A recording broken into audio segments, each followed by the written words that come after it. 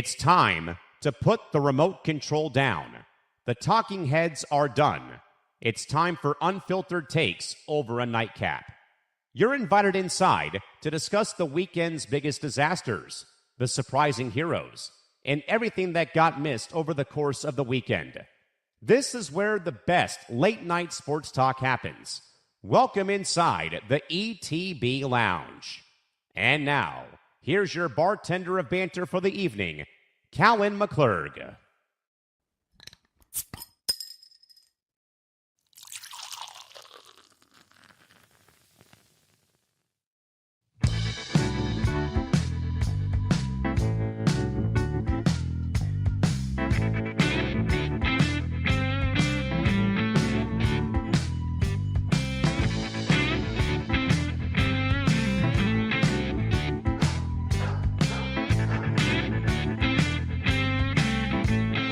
Oh, man, the brackets are locked. The NFL landscape is shifting under our feet, and one of the tournament favorites just lost their floor general to the local sheriff.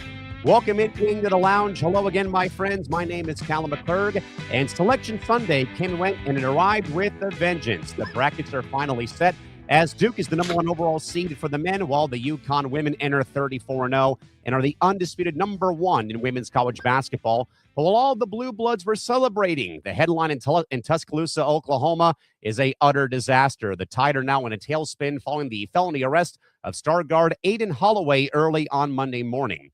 Guys, to lose your second leading scorer in floor general to a narcotic search on the eve of the tournament is a nightmare scenario for head coach Nate Oates, and the Tide were dreaming of a Final Four, and now they're just trying to keep the wheels on the bus before they face Hofstra on Friday evening. In the NFL, the Chiefs just proved they are the kings of the insurance policy by picking up Justin Fields from Nick Morgeson's beloved New York Jets to serve as the main primary backup while Pat Mahomes continues his ACL rehab. And in another fascinating move, the Chiefs get an experienced mobile playmaker for the upcoming season, all for a 6th-round pick in 2027, while the Jets are essentially paying Fields to leave so they can hand the keys right back to Geno Smith.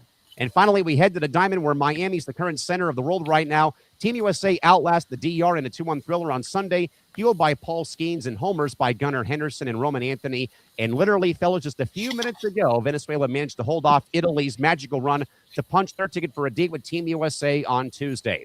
One win away from glory, and the stage is finally set for a massive World Baseball Classic finale on Tuesday night. But again, we look over Alabama's path without their star guard. The Justin Fields moved to Kansas City in a World Baseball Classic thriller that now has Team USA facing Venezuela, in both nations one win away from a World Baseball Classic championship. On the launch tonight, folks, as always, is our good man, Nick Morgeson, and, of course, Dino Taibbi. Gentlemen, the brackets are out. Team USA is a win away from the title. And more importantly, March Madness is finally here. Nick Morgeson, Dino Taibbi again joining the show here today. Mr. Morgeson playing hurt, as a lot of us have, though. I think the entire network in some way has had the cold bug go around the office. It feels like over these last 3 weeks. It's amazing. I'm here. I feel like I'm on deathbed right now, seriously. But somehow I am still alive and kicking, wanting to kick the Jets' asses right now for some of the deals that they've made, including bringing back Geno Smith. Yes, you probably saw me making a video on this a couple days ago. You could have had him on the scrap heap. You could just waited for the Raiders to cut him. But no, in such Jets fashion, we had to trade a 6th or 7th round or whatever pick it was, excuse me, to make that happen. But am I really surprised at this point? No.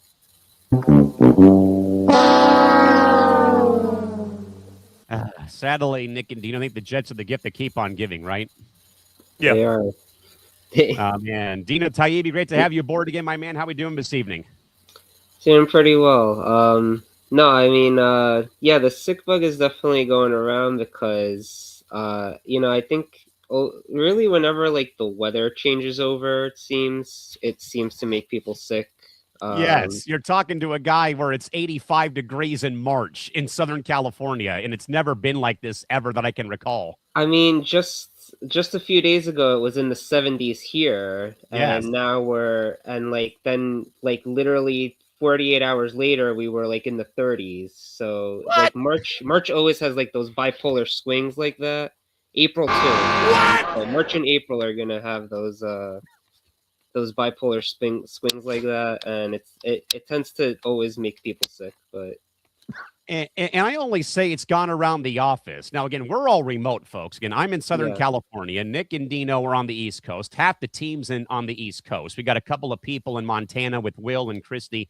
But yet it's like any other office. Everybody's passing the bug around. I got it at the end of February. I called out of work for the third time in 18 years on February 27th because I got, like Nick was like on deathbed.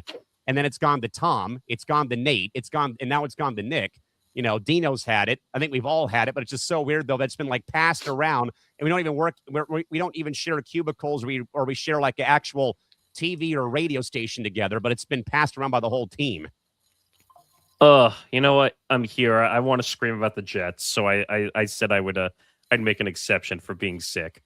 The Jets, Jets, go fight, win. All right, folks. With that in mind, though, as always, find us on social media. We are at the ETB Network, or at the ETB, or we are at the ETB Lounge, I should say. It is Monday, and also, of course, we are also at the ETB Lounge, and more importantly, at ETB Network. And of course, make sure you like and subscribe.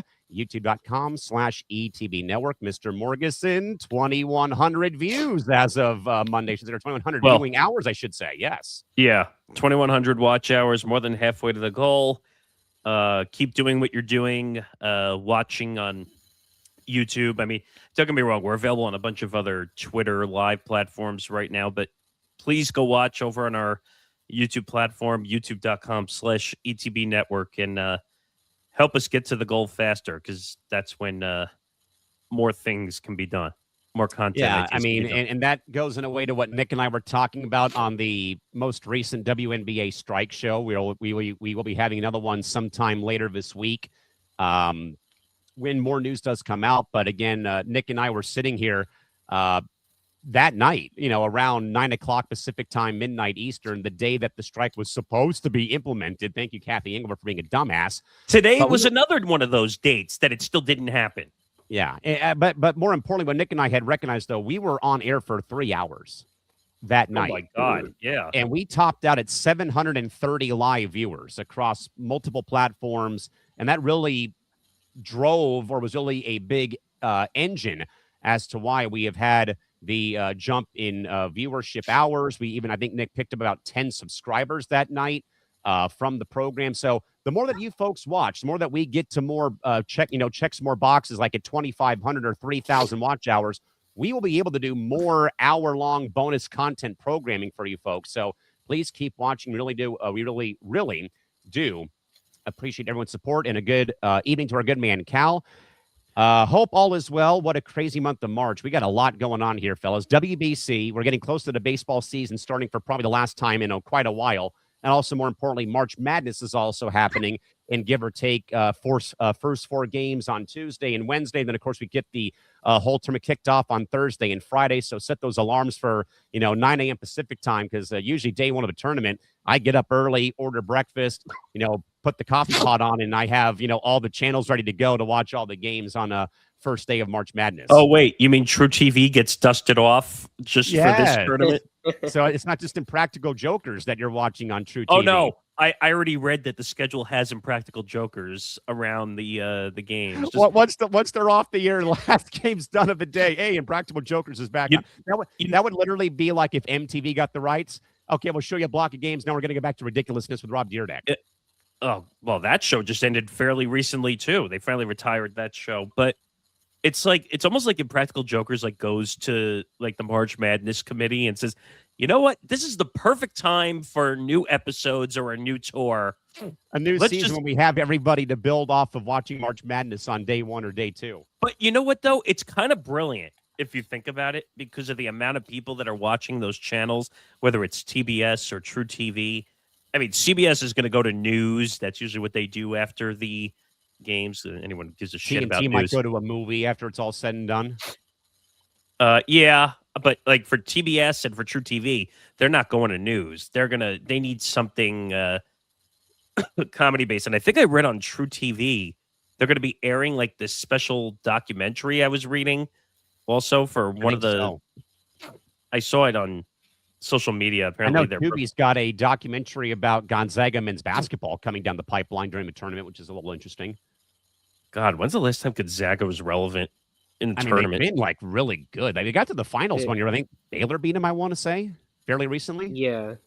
8 or 9 years ago. I mean, they're always in it, but they're always in it. Like I think Mark Few's got like all their school is known 30-year streak of getting to the playoffs. You know who I remember, and the only reason I remember Gonzaga from over the years, Sam Morrison, Adam Morrison, Robert Sacre.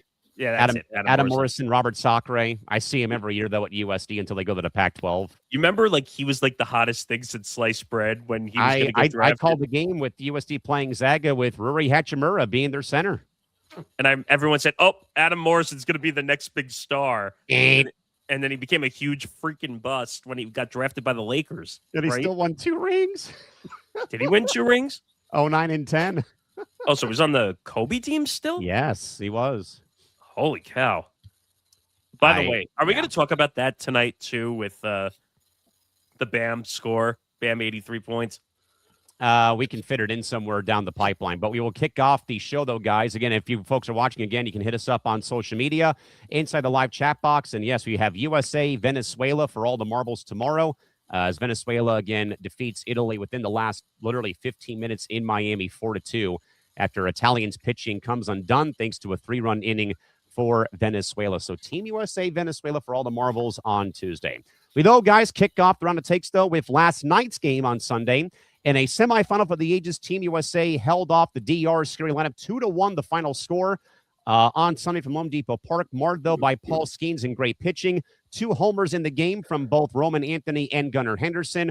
And, of course, the ever-controversial called third strike that was called on Geraldo Perdomo from Team USA pitcher Mason Miller in a great game, though, regardless, though, guys, of how it was more about pitching.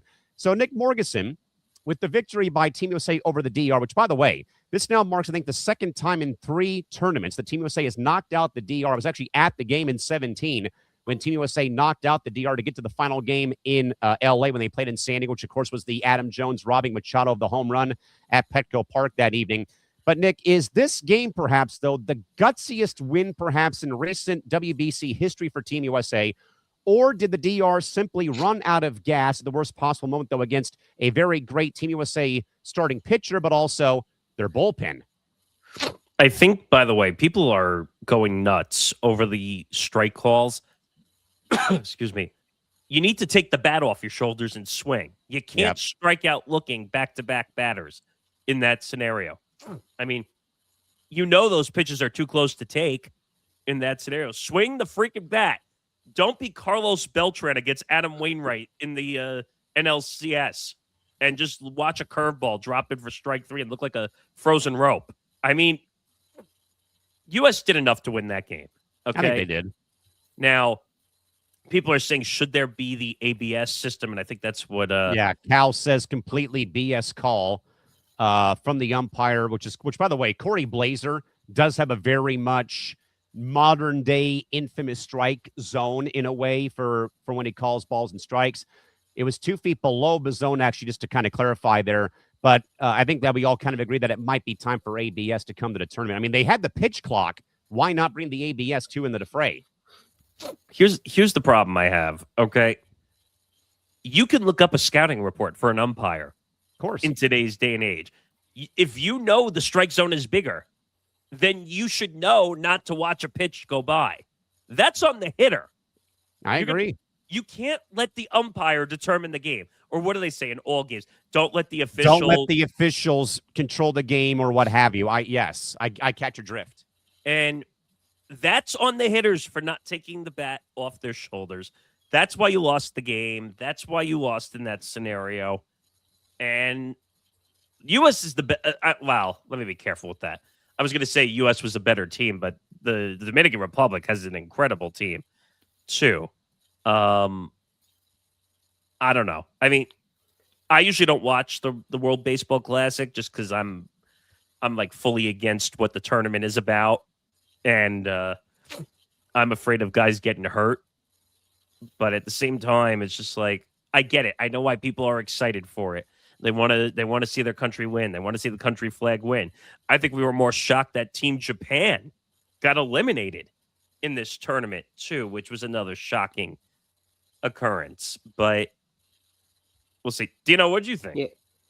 Yeah. No, I mean, look, obviously, yes, the last pitch was controversial. I mean, I saw right away that it looked like a ball to me, so I was surprised it was called a strike. But at the same time, yes, in that kind of situation, you should take your bat off the shoulder and at least maybe foul it off, get another pitch. But overall, DR had a lot of other opportunities to score, and the U.S. got out of it every time. So it was really a great performance by their bullpen overall to feed off of the good start by Skeens, obviously. So, the U.S. deserved to win, I felt, because if you shut down, like, the DR lineup is stacked from top to bottom. They are a stacked lineup. So, the fact that the U.S. was able to shut them down and get out of multiple, runners on base situations, means, if they were able to get out of multiple runners on base situations with that lineup, then they deserve to win that game. Fellas, I think what's also getting a bit lost in the shuffle from this game with Team USA beating the DR 2-1 to clinch their spot in the final for the WBC on Tuesday. What I think we're also, in a way, missing here, the Aaron Judge throw out of Fernando Tatis Jr. at third base that ends an inning. I mean, it's still 1-0 Dominican Republic. It's a base hit to right field. Toddy has enough speed. Obviously him being one of my favorite guys in the Padres. Going first to third in that situation, you do that.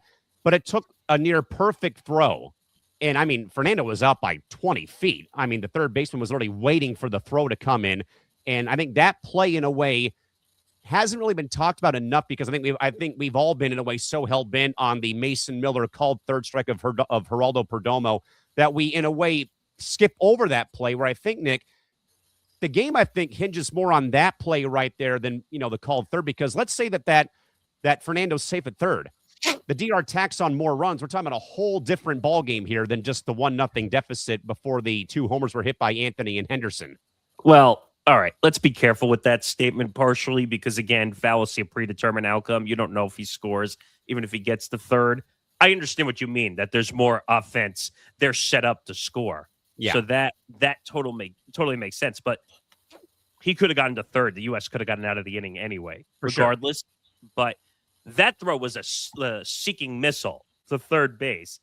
And you could tell, and I was talking to my trainer earlier today when I was at the gym, and I said to him, can you tell that these players care more about these games, which they make no money off of, and then when they get into the regular season, do you think Judge makes that same enthusiastic throw to third base? I just don't. Not. I'll tell you, Juan Soto definitely looked way more enthusiastic playing for DR than he does for the Mets. I mean, can we talk about the robbing of the home run, the moment that they were talking about between him and Soto? Too? Yes. That was nuts. And people were overreacting to the moment, what Soto was doing in the outfield. I'm like, come on, guys, you got to know that they were teammates. Exactly. When Soto's on, honestly, when Soto's playing on the Mets, he shows no hustle. Especially just in the middle of the season, he shows no hustle. But on DR, he's so enthusiastic. He's watching the game on the top step. He's making these crazy slides. You never see that happen when he's playing in the middle of the season. So, and he's making $700 million. Well, that goes back to energy and effort, though. I think that's a massive problem, that these guys care more about playing for the country than they do for a World Series title. That's which I think, in a way, though, fellas, went to, I think, a point that we have talked about. Maybe it linked a little bit about Olympic hockey and the NHL.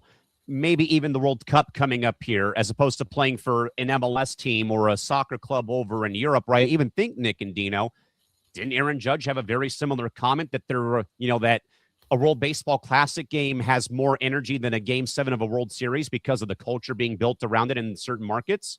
Yeah, but also blame Rob Manfred because, well, you could blame Rob Manfred for the whole thing because he decided to call the World Series a piece of tin at the same time, which can we say in his whole tenure, that was probably the dumbest comment he's made?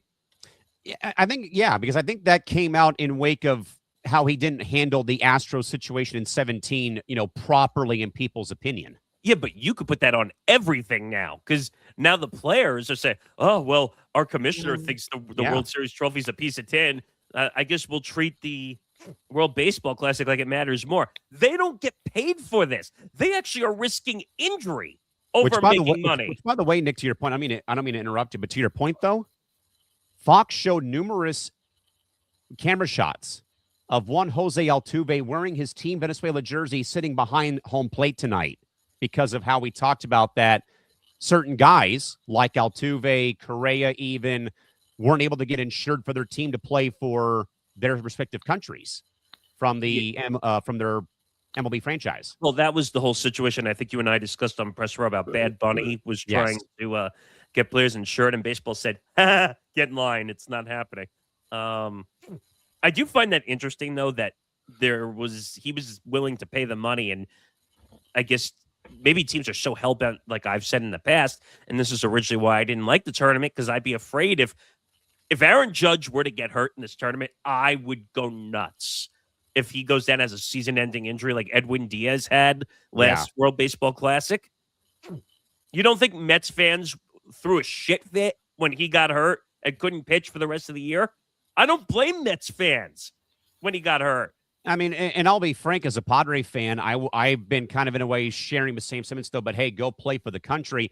But from my perspective, though, on a different level, this in a way, like obviously, we've got Mason Miller, Team USA in the final, Toddy and Manny were close, and we got, Ron Marinaccio of Team Italy, they got within a game of the final. But I more look at it, though, from a Padre perspective.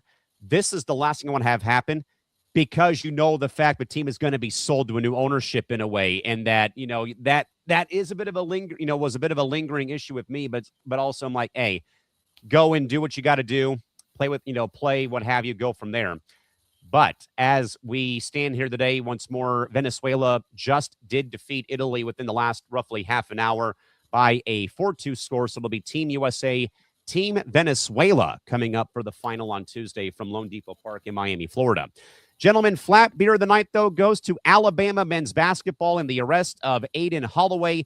News again broke early this morning on Monday that Holloway was arrested on charges of reckless driving and trying to elude the police with team head coach Nate Oates, suspending him indefinitely. Only, guys, 4 days away from their first-round tip-off against Tom Albano's Hofstra Pride. Dino, is Bama's season officially over before it begins, or can Nate Oates pull another coaching miracle out of his hat come Friday when they tip off their opening round game? Yeah, I mean, that's obviously the last thing you want to see happen. Seeing one of your star players get arrested just days before the tournament. I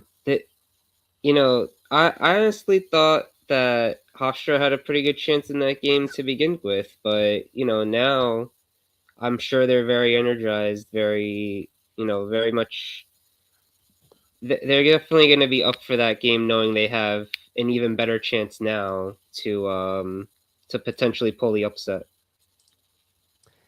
Nick, these stories I always dread when it comes to college athletes. Again, having worked a high majority of my 18 years in the broadcasting and announcing industry within college athletics in the last 9 out of Division I.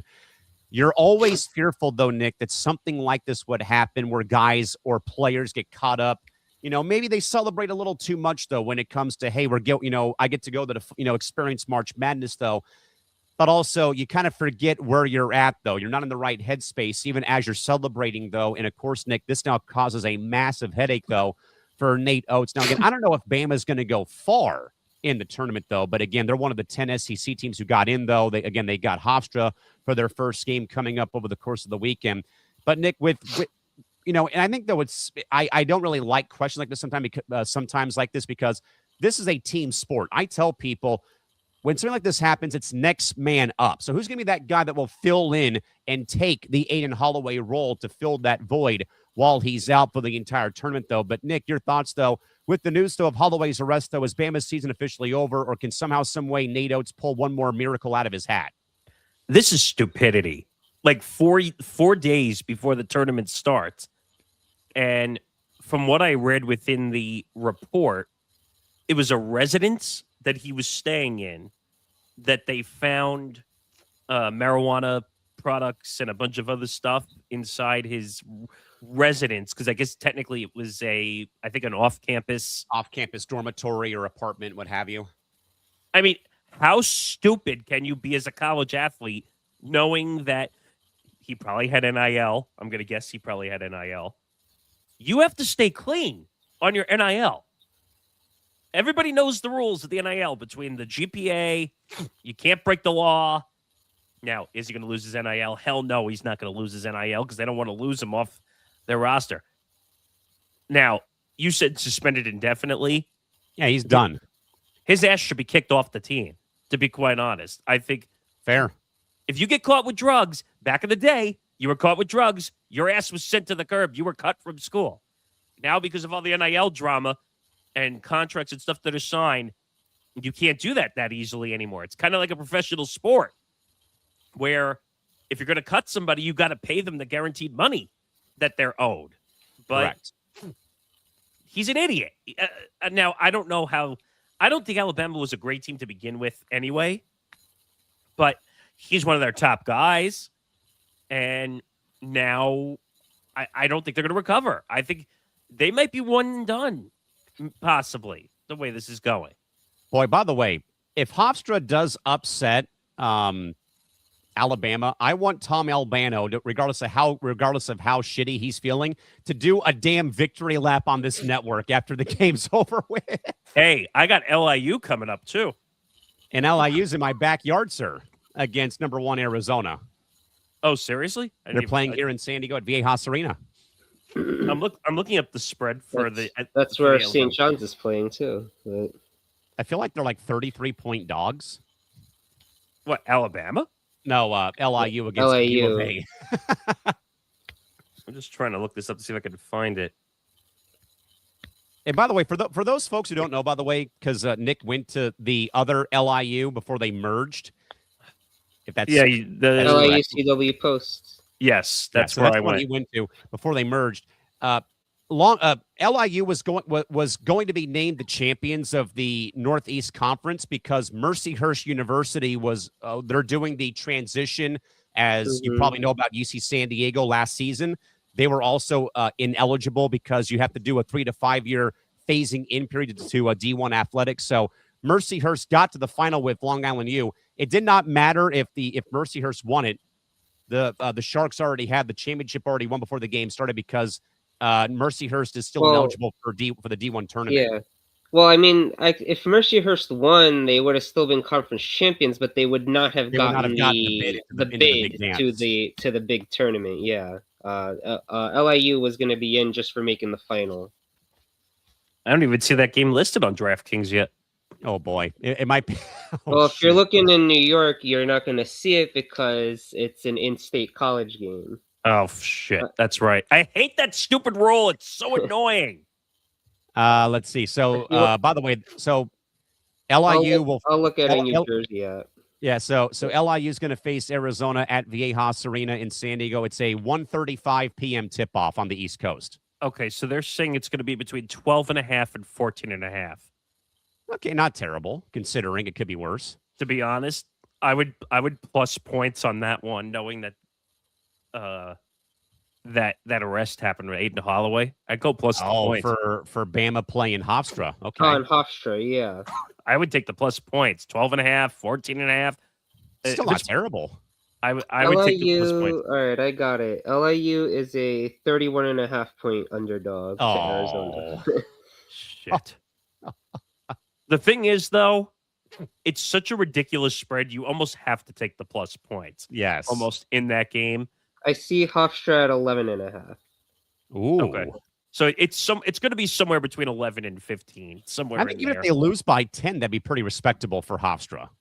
Honestly. I mean, Bama puts up a lot of points. So, that is true. It's a matter of whether they could keep up. If they could keep up, then I feel like they'll stay within the margin, but Let's hope so. I mean, there'll probably be a couple of those games on Thursday or Friday, but I just wish that every game is close. All right, Nick, you can scream what lungs you have left for the bar brawl moment of the night. Justin Fields' low-risk, high-reward move. He is dealt to the Chiefs to a 2-year deal to serve as the ultimate insurance policy for one Pat Mahomes, while the Chiefs send a late-round pick to the Jets in return for Fields. Nick, is this the ultimate rich-get-richer move, or is Justin Fields simply going to be a glorified scout team QB for Andy Reid's system? Oh, my God. Who the hell cares? It's Justin Fields. He's a terrible quarterback, okay? I love how he had all the hype coming out of school. Oh, he's going to be the next big quarterback. No. I mean, how many stops? So we had Chicago, Pittsburgh, New York, and now Kansas City.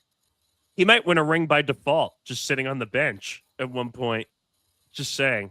I don't know what the Jets are doing right now currently. Like, it's like multiple choice in the front office, or they just took a dart and just went threw it against the wall and just said, like, all right, let's trade Justin Fields, even though I'm glad they got something for Justin Fields, even though it's late round picks. It's like 6th round or whatever. But then you go out and you get Geno Smith.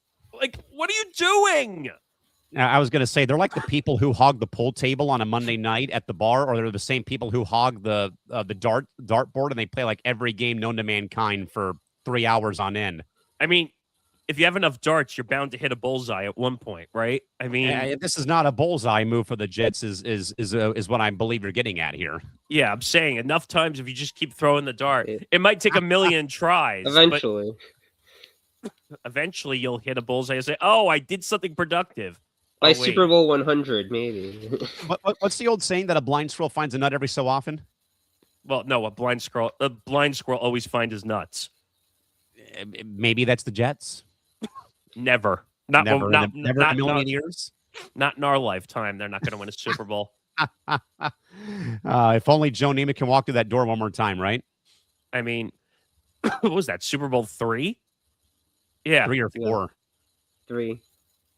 Yeah, I don't expect it to happen. Some say he made a deal with the devil, and that's why they can't win anymore.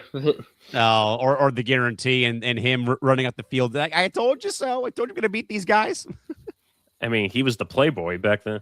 Oh, man. Dino, your thoughts, though, on this? The Chiefs get an insurance policy while the Jets get a couple of late-round picks in the upcoming draft in 2027. Hey, I mean, one thing's for sure. No quarterback is ever good when they're on the Jets. So if KC sees something in Fields that they, I mean, if there's any coach that could do it, it's probably Andy Reid, He's not going to play, though. No, I mean, look, if Mahomes is ready, I don't know if Mahomes is going to be ready for I don't think so week either. 1. If I may ask, though, when did he suffer the injury? Was it like late in the season? Yeah, it was very late in the season. Yeah, I think he's out for. I think he's out for all of next season if that's the case. No, he's supposed to be back. I think like week 5 or week 6. I think they said he'll be back. Okay. That was the whole thing that they were trying to figure out with Travis Kelce. Will Travis Kelce come back? He is now officially coming back for the full season. Mm-hmm. But I just can't imagine them going with Justin Fields. Oh. Well, who was their backup? Because I kind of forgot. It was Minshew. It was Minshew, but he got hurt. He left. That's right. He got hurt, though, too, I think, as well. He got hurt as well, but now he went to another team. I forgot who. Somebody else signed him, I think. I'm lucky. No, well, I mean, yeah, I'm not sure who their starter will be week 1, but I do feel like they are. I mean, it depends. It depends when Mahomes comes back, but I feel like they're due for a bounce-back season. Phillip Rivers? Oh, Cardinals. Yeah, Hello, Cardinals. Is this Phillip Rivers? No, oh, God, Phillip Rivers. Get the fuck out of here with Phillip Rivers. No, as for the Jets, I mean, yeah, it does. Geno Smith, it feels like, honestly, every year they're like, who's the worst available quarterback? Let's get him. Hello, like is last it year. Breeze?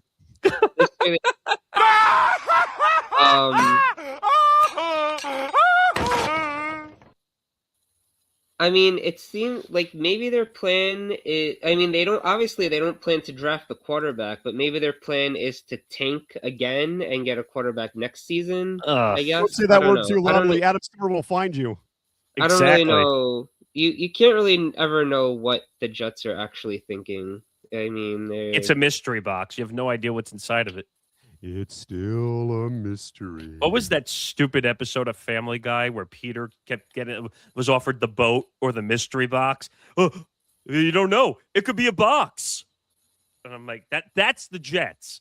They're like, oh, you could have a great quarterback. You could have the box. And they're like, it's all a mystery. It could be anything. It could get zonked.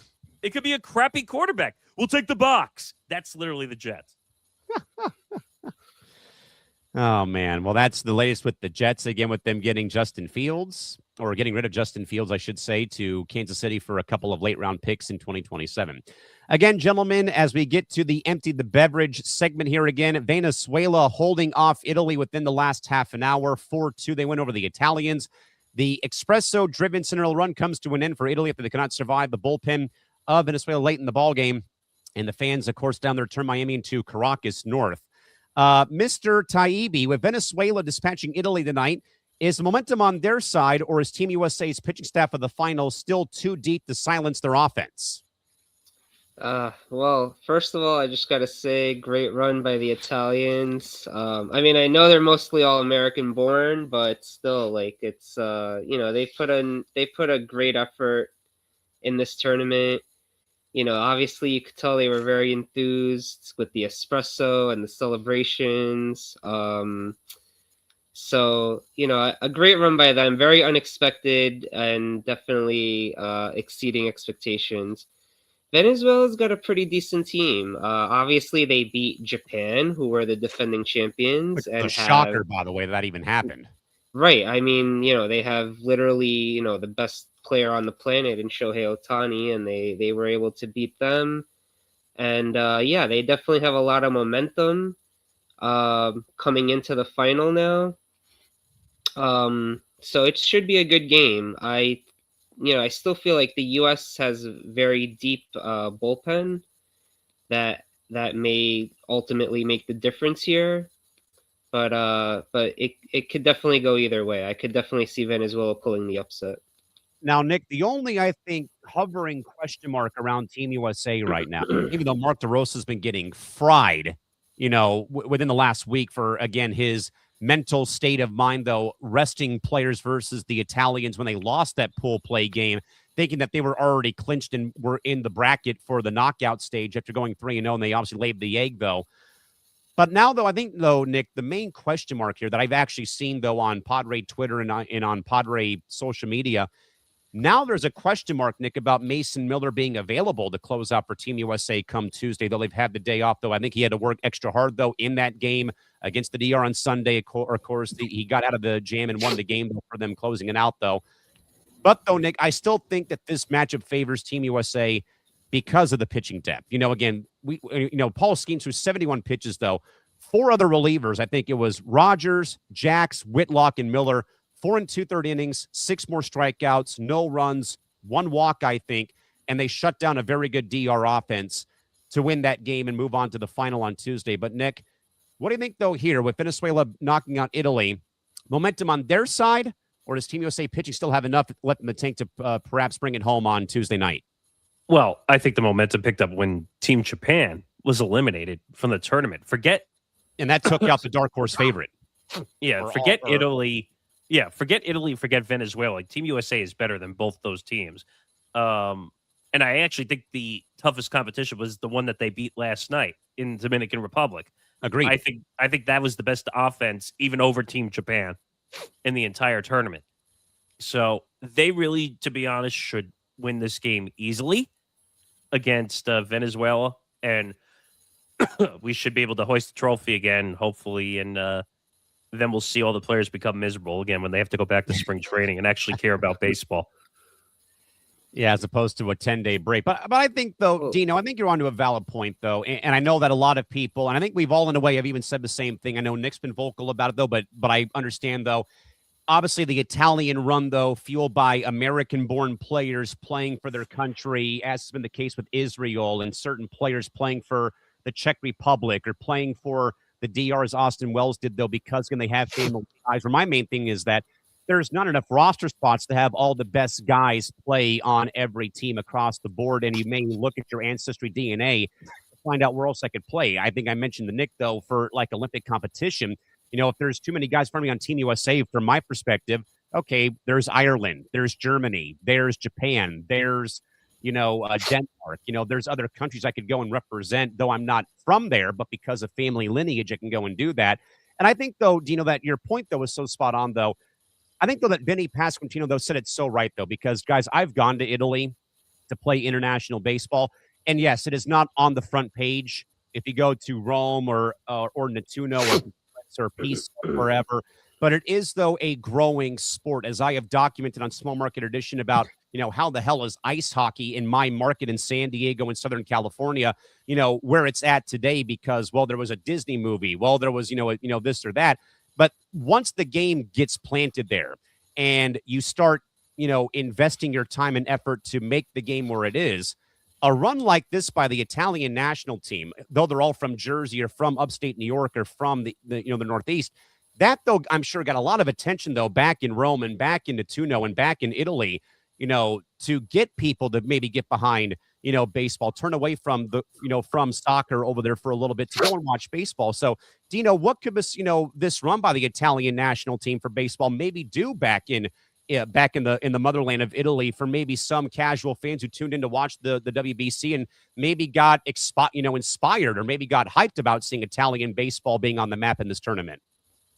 I mean, I could see some people paying attention to it just because, they are carrying the, Team Italy name. I could tell you most Italians are still going to be much more interested in Italy hopefully making the World Cup in about 10 days when they have a playoff to qualify. They have not qualified for the last two, and that's very disappointing for Italians. So they're definitely going to be paying much more attention to that. But for these few days, I could see where maybe they grab some headlines over there. And, maybe some people paid attention. Obviously the games were not exactly on at an ideal time. They would have been on at like the middle of the night. So, but, maybe they grabbed some headlines with the next day's papers. Yeah, Nick, For a few I don't days think at least. Yeah, I don't think, Nick, it's like earth-shattering or like the needle has moved from empty to full on the gas gauge, though. But certainly, I think it did pick up some steam, as it builds to the crescendo of them getting to within a game of the final. I think even getting there may have, also prompted some, maybe some, public, like, hey, we're actually getting somewhere in something not named soccer for a change. But Nick, maybe your thoughts on this matter at hand here with the Italian national team for baseball. I know it's probably hard, though, because, hey, all these guys are from Jersey or from New York or from the East Coast, and they're only playing for the Italian team because they got 7 guys of that are Americans in front of them for Team USA. But still, I think, though, that this should be, though, a celebrated moment, though, for Italian baseball fans that do live over in Italy. I don't know. I feel like this whole tournament, and we saw it with Team USA, where Mark DeRosa was given shit because he thought he didn't have to beat Team Italy to get through to the next round, which, by the way, Mark DeRosa should be fired and not allowed to manage in the next WBC because he was resting players thinking he knew the outcomes and scenarios. Italy had a good tournament, and Francisco Cervelli is a decent manager. Maybe he'll eventually get into managing at some point someday. And I also think, in a way, to compare that too, Nick, I think Albert Pujols, did a great job too. Like, in a way, another audition maybe for a potential managerial job down in the future. I was saying this earlier today. I could see Albert Pujols eventually, like, once they stop the bullshit with the Angels with the 1-year contract with Kurt Suzuki, they should bring Albert Pujols in to be the manager there. That'd be something. I think they should do, or someone should bring him in, like a more experienced franchise that is looking for a younger manager, willing to spend money. Pujols to St. Louis if they can Marmol after the extension. I wouldn't be against it. I mean, it would be a fan favorite. I'll say that. That's for sure. Even though it's funny that he was, if you look back at his years, he's spent more time with the Angels than he did with the Cardinals. Correct. Even though what? Go ahead. No, I mean, I didn't even know that. I didn't. He's known so much as a St. Louis Cardinal, and not at all as an Angel. But well, that 10-year contract, which I don't think he even barely got halfway through it. I think he got to the 9th year before they cut him loose, and then he went to the Dodgers for part of a year. Then he went back to St. Louis when he hit his 700th career homer. Yeah, but for like the last 4 or 5 years, he had a DH. Yeah, fully. The guy couldn't even play first base anymore. Like, I mean, look what happened to Bryce Harper. Like, the guy couldn't play in the outfield anymore. He's getting hurt so much. Then I think he had Tommy John, believe it or not. But remember, like he was going to be the big guy. And by the way, I still think Nationals fans are still laughing at Bryce Harper for winning a World Series after he left. By the way, I mean, how ironic, right? But I'm sure Scott Boras is laughing his way all the way to the bank, though, for what he got in the contract. But I don't know; those contracts just don't hold up anymore, and that's why the WBC scares me because. I don't like playing for your country is great. And don't get me wrong, Italy deserves a lot of credit for the way they played. But after WBC year, we don't think about this for another 4 years. Like the attention is great while the tournament is on, but then we forget about it once it's over. Yeah. It's like international baseball, like it's not the same as like as like soccer where everybody thinks like, international soccer in addition to like the club soccer. Correct. Baseball is a little different, but obviously but I guess that's also part of why it's a little special while it's going on. I mean, it's only for like 2 weeks, it's just obviously it's just a shame, the timing, you have to be very scared of injuries that could affect. Yeah, and that I think goes to a point I think that goes to a point though a lot of us have had those that when is the proper time for the World Baseball Classic? Because it's not in March. It certainly is not in season during the All-Star break, and certainly not after the season concludes. And you know what? I'm tired of this dumb argument that people make towards me that, oh, well, they could get hurt when they walk outside their hotel and they could get run over by a bus. Like I'm tired of hearing that argument. Because it's not the same thing. That's a bad luck of the draw injury. That's that's like a 1 in a billion of that happening. So I don't want to hear that you could walk outside and get struck by lightning. Again, that's a happenstance thing that could happen. Go ahead. If you think about it, like the Edwin Diaz injury that happened 3 years ago was while he was celebrating. It wasn't even in-game action. Yeah, it was after a game they won over. And he hurt himself. Well, no, it was after he got the last out. Yeah. It was right. It was after he got the last out, and he just jumped up and down celebrating the victory, and he happened to get hurt, which, of course, is like the most Mets thing ever, But like, and people like yelled at me after I made that video a couple of years ago, like saying like, you're an idiot for saying that he shouldn't be there. It happened during a game. It was while the last out was going on. He got hurt. Like, and now you see in the actual regular season games, you notice they used to crowd the plate. Now they don't. They give the guy enough room to touch the plate after a walk-off homer. Who was the Angels player that got hurt? Morales against Seattle. It ended his season, didn't it? Practically ended his career. And you know what? I said it back then, too.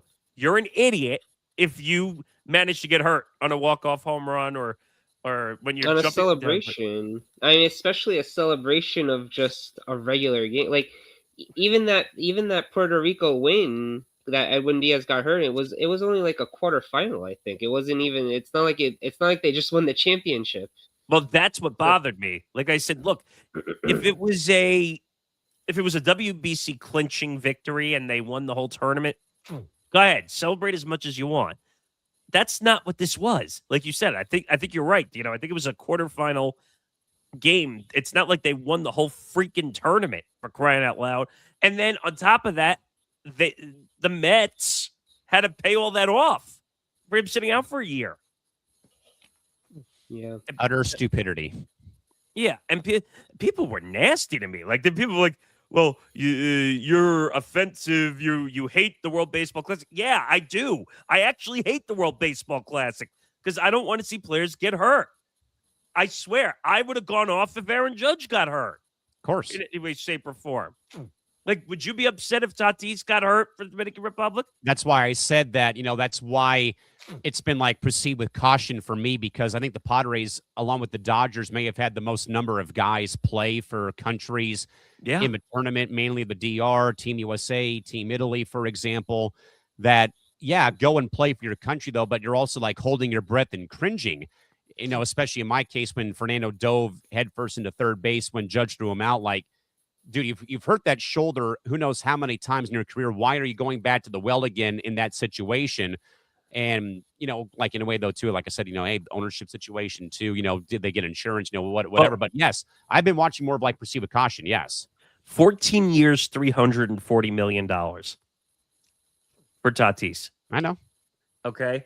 If he gets hurt, you don't think Padre ownership, regardless of who it is going to say, what the bleeping, what are you doing out in this tournament? Pretty much. But the ownership had to approve him to play. And they did. So if he gets hurt, I guess it's partially on the ownership. Him, Machado, Bogarts, Miller, Marinaccio, you name it. I'm kind of surprised that the Padres allowed that many like top-notch people in their lineup to go to the tournament. Unless the players have way more power than we realized. Maybe. I will, but Machado has been a very much mainstay for the DR for the last 3 or 4 tournaments. He was even named team captain this year for them. Fernando got to play finally after missing out because of injuries in the last couple of years. Mason Miller, I think, is a first timer, I want to say. That's why I think that there's a question mark about him pitching on Tuesday. But, at the end of the day, who really knows at this rate? And, we're not going to see this tournament again, guys, until probably 2029, if we're lucky, if not the Summer Olympics in 28, if there's no season. Well, it's every 4 years. So, yeah, who knows? Especially with the CBA coming up and all that stuff. Who knows when we get By the anything? way, we were talking about, the game with Venezuela tomorrow. And I think a huge factor is the fact that the U.S. is going to have the day of rest today because they, their bullpen, which obviously had to work very hard to get that DR lineup out last night, is going to have the day off today. So whereas Venezuela does not. So that's definitely going to give them a huge edge as well. That is a hell of a point, Dino. Why if you're the tournament, why would you not have both semifinal games the same day where nobody has an advantage of a day off? Yeah, having that extra day is a huge advantage for a bullpen especially. So, that's a very, very valid point to say the least. Guys, going to bench money with NFL free agency. Again, we're going to go back to the quarterback shuffle beyond the Fields move. Again, Geno Smith back to the Jets, while Geno Smith got a bag in Indianapolis for, I think, a 2-year deal for $88 million. Nick Morgeson, which team made the smarter investment? The Chiefs getting a dynamic backup in Fields, or the Jets bringing Geno back for a homecoming, or Daniel Jones, despite getting injured last season, securing a huge deal with the Colts? Neither. Neither. I think both are bad. Like we just said, the Fields deal, who cares? He's not going to amount to anything. The Daniel Jones contract shocked me a lot. That he got 2 years, $88 million, with the potential for that contract to be up to $100 million. Coming off of a ripped Achilles too, when they were 8-0 to start the season at one point. 9-0. 9-0. And then I don't think they won a game the rest of the year. I think they finished 9-8. And everyone said, "Oh, well, get ready. It's going to be the trip to the Super Bowl for the Colts." And I'm like, can we calm down? Can Daniel Jones get through a season before we talk about Super Bowl? And obviously that came to fruition. He gets hurt badly. That's when the whole Phillip Rivers fiasco takes place. Which, by the way, was dumb. Yes. But both moves are bad. Nothing is good about any of these moves whatsoever. The Colts were desperate. So Daniel Jones had some leverage in this case. So if I had to pick one, it's probably Daniel Jones because, again, the Chiefs are basically getting Justin Fields for nothing. And I believe, I saw that the Jets still, I think, are paying, $8 million of the salary that he's owed, as opposed to the Chiefs paying $3 million on that. So, Dino, where does the bench money for you go, though? The Chiefs getting Fields, Geno back to the Jets for his second tour of duty with the Jets, Jets, or Daniel Jones's bag in Indy despite the ripped Achilles last season? That's a tough one. None of them really are great moves. I mean, the best quarterback out of the three is probably Daniel Jones. Not that he's that good. I mean, obviously he had a great, half a season until he got hurt. I feel like they overpaid, but potentially it is Daniel Jones. Geno Smith, come on. He's 35 years old. He threw 17 interceptions, and he's going back to the team that drafted him that he sucked for. So, and then Justin Fields, let's face it, he's Justin Fields honestly is more of a college quarterback. He's not an NFL quarterback. Like he can run like those option plays, but he can't really throw. So I mean, obviously, I'm sure the Chiefs don't plan to use him long term. I don't know if they're gonna get anybody else to replace Mahomes for the first few weeks. I don't know. I mean, maybe they could make it work with him, but I doubt it. Like he just can't throw. So I think out of those three, I gotta say Daniel Jones just by default, really. Yeah, I mean, I'd probably go Daniel Jones only for the fact that at least he's proven himself. Though again, he had the Achilles injury last season at this rate. But I mean, there's just something about Justin Fields though that and I think though, guys, this happens a lot though, and I say this a lot, even as someone who doesn't watch the NFL, but I have long noticed a trend, though, sometimes with certain quarterbacks who we hype up a lot in college. This is even back when I was watching the NFL, over 9 years ago. There were certain quarterbacks, though, that we would, in a way, hype up. We would, fall in love with because they won a lot in college. All the success in the world. And then they get to the NFL, though, with a crap organization, usually when they're picked, 1, 2, or 3. And their game doesn't translate to the NFL. And I have long been of the belief, even as a disgruntled former NFL get off my lawn football person, that even then though, guys, there's something that always seems to not go right. But also when you go though from winning so much in college, like a Tagovailoa, a Trevor Lawrence, anybody who's not an overhyped, but a hyped quarterback prospect, when you have all the success, how do you handle failure when you go to a team like Carolina or go to the Jets, for example, or the Giants, and you don't win right away? How does that in a way, rattle your psyche because you've gone from, wins across the board and bowl game wins, playoff wins, maybe a national championship, but you don't know how to handle the failure because you've always been succeeding, and hitting every button that you can, though, which, in a way shows the gap between college and the NFL, though. But there's just certain quarterbacks like a Justin Fields, for example, even a damn Ryan Leaf, though he had his other, his own problems. You can be a hell of a college quarterback, fellas, but you get to the NFL, it's welcome to the big leagues. And a lot of these guys, sadly, become bust after a couple of years. Am I right or am I wrong? Yeah. I would say that a lot of guys are not tough enough sometimes to be in the NFL because they're so used to the college rank. And going to the NFL, going to any professional league out of college is a wake-up call to some of these guys. And I think in Major League Baseball, the joke is made the best, where you have a guy who is amazing in AAA but can't make it to Major League Baseball. They're a quadruple A player, yes. They're a quadruple A player because they just don't. They're too good for AAA, but they're not good enough for the majors.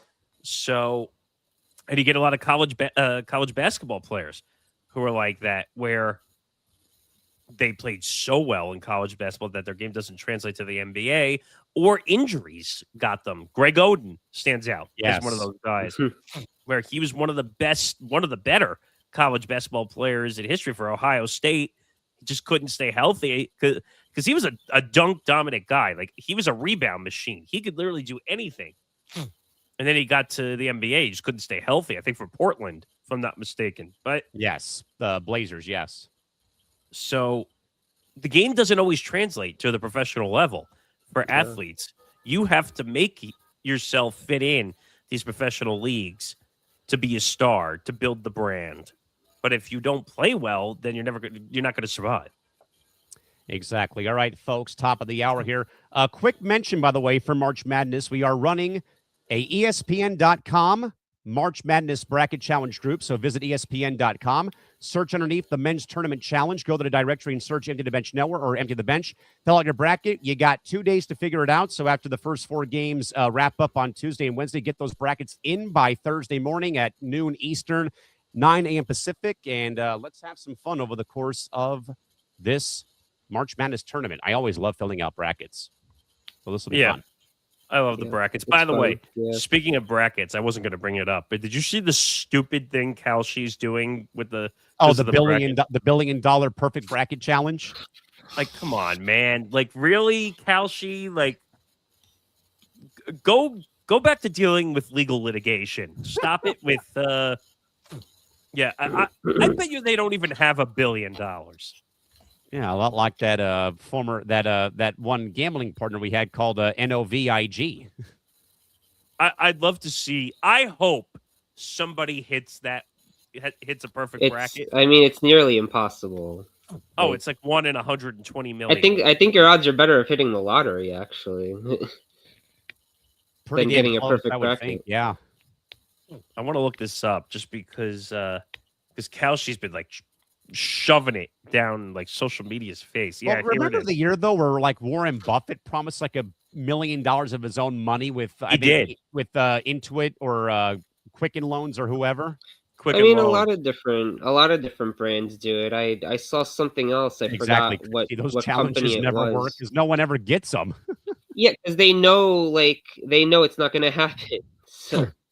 I wonder if they even have the money. Like Kalshi says, because this is a legal thing now that they've put it out there. I mean, could you imagine if somebody were to do it? Like, it's, I would love for Nick DiMartino, our weekend lounge shows, to do a bracket, enter it, and if he wins it, they give him like 25 cents back because of the whole Cardi B rant he had against him about the Super Bowl. No, but it literally says $1 billion Kalshi perfect bracket challenge. $1 billion for a perfect bracket, $1 million guaranteed to the top scoring bracket, and $1 million to charity and scholarships. So they are giving $1 million to. And they have all the rules here. Let's see. No purchase necessary. You must be 18 years old to play. So it says, wow, if every game were a pure 50 for 50 statistical event, the odds of a perfect bracket would be a whopping 1 in 9.2 quintillion. So you're telling me there's a chance? Well, I think Dino's right. You might have a better chance of winning the lottery. The lottery is like 1 in 292 million, I think, for like Mega Millions. Sounds about right. So your chances are way better at the lottery. I still remember in 2012, Christy says, I still remember in 2012 where I did a bracket for shits and giggles and Lehigh University beat Duke and destroyed my bracket. There's always that one game. This is crazy, though. So it says, the official odds is 1 in 120 billion is the official odds. What? And it says here, they let you to visualize what that means. 1 grain in 80 truckloads of rice, if you find it somewhere in there. 1 sheet in a stack of paper as tall as 27,000 Empire State Buildings. 1 bracket per second for 38,000 years. Jeez. Or 1 pixel in a wall of 14,500 4K screens. Things that defy logic. I'm telling you, I want to see someone win this so that they're forced to pay out the $1 billion. Absolutely. It would be funnier if one of Is us there a did it. disclaimer that says it's That's why I said D-Mart should do it for that exact reason. Oh, wait. Here's the rules. 50 Okay. it's like 50 annual installments, maybe something like that? Wait, so here's the rules. So it's free to enter. Okay. Kind of figured that one out. 18 plus U.S. residents only. Interesting. Yeah. New York and Florida residents are not eligible for this offer. What? Gee, I wonder why. So Look at all the failure. Dino, that means you and I can't enter it. Look at all the failure. Shucks. Let's see. You suck. 1 bracket per user. You suck. Each participating verified Calsh account is entitled to 1 single bracket. All brackets must be submitted before tip-off of the first game on March 29th, 2026, or 1 p.m. Eastern Time of March 19th. Make it make sense to me. Yeah, I wish I could, Michael K. A participant who correctly predicts every single game in the tournament is eligible for the $1 billion prize. If no winner correctly predicts every single game, the participant with the highest scoring bracket is eligible for $1 million prize.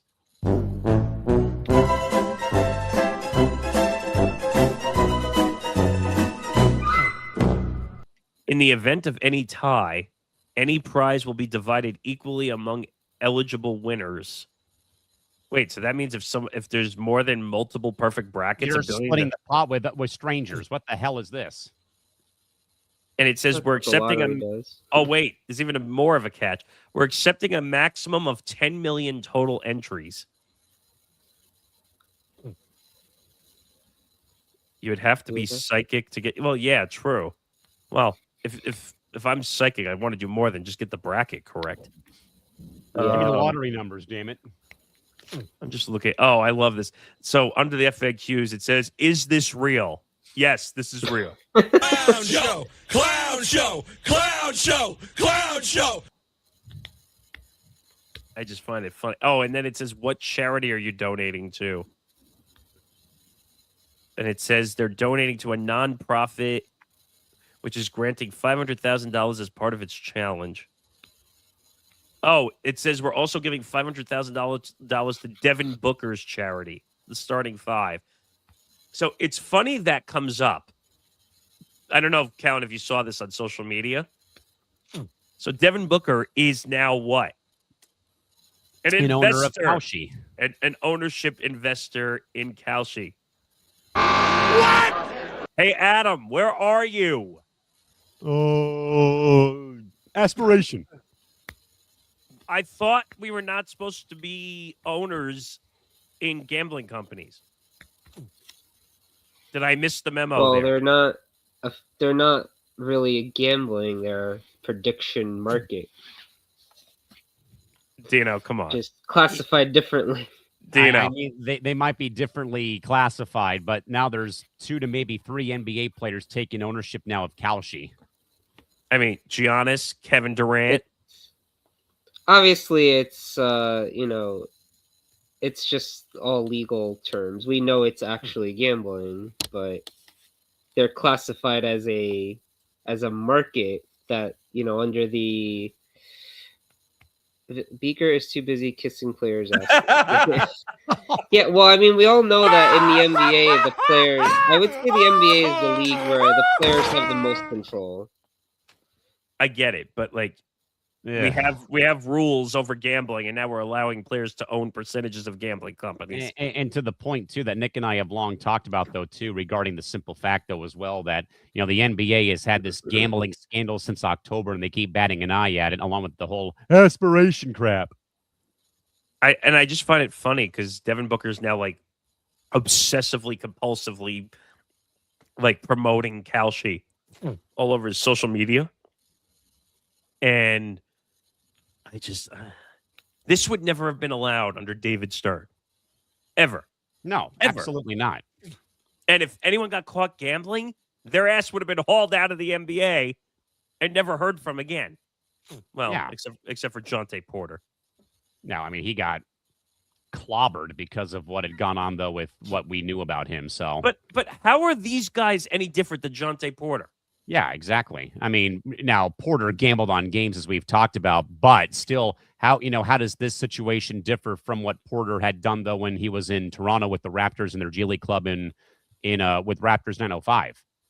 I mean, I'm going to look this up because I'm curious, because I found out, and I don't know if you know this, but apparently if you own under 1% of a gambling company, it's legal within the rules for a player to own, which that doesn't make any sense to me at all. Let's see. Devin Booker ownership. Make it make sense to me. As far as I know, players are allowed to gamble on other sports, just not on the NBA. Or the sport they play in, yeah. Right, the sport they play, exactly. So, like, if you're a baseball player, you can't bet on baseball. If you're a basketball player, you can't bet on basketball. I mean, if I don't think he's a part owner, but LeBron James has a big partnership with DraftKings. And Nick and I talked about that for God knows how long on Press Row. And I think that's a conflict of interest. I think that's a huge conflict of interest. And a lot of times, if you go on DraftKings, like on NFL Sundays, they'll put like LeBron James's picks for NFL games. Well, they have like the LeBron James parlay or whatever they put out. But obviously, they'll always have like a featured. Okay, like these are LeBron James's picks for the day, but it's only like for NFL. He's not allowed to do that for NBA. But I don't think athletes should be allowed to have any influence over gambling at all. Like, what if they're a former player? Just out of curiosity, what if they're a former player? Well, once you're out of the league, you can do whatever you want. Because the NHL uses Paul Bissonnette for their DraftKings ads on television during NHL games, for example. Because he works for Barstool and he works for TNT TV networks now. He not involved in the game by any means. He can't be a coach anymore if he wanted to be a coach or player development, work in a front office somewhere. Couldn't do that, but I think he's doing just fine the way he is right now. But I don't know. So I just looked it up. They're saying he has no ownership. He's connected through his charity, which they're granting him $500,000. You don't think that's a little shady? A little? How is that any different from aspiration? Using the foundation in a way to circumvent in some capacity? Well, he's not. This has nothing to do with the Suns. But I do think it still feels shady. It feels shady because if you know what I mean.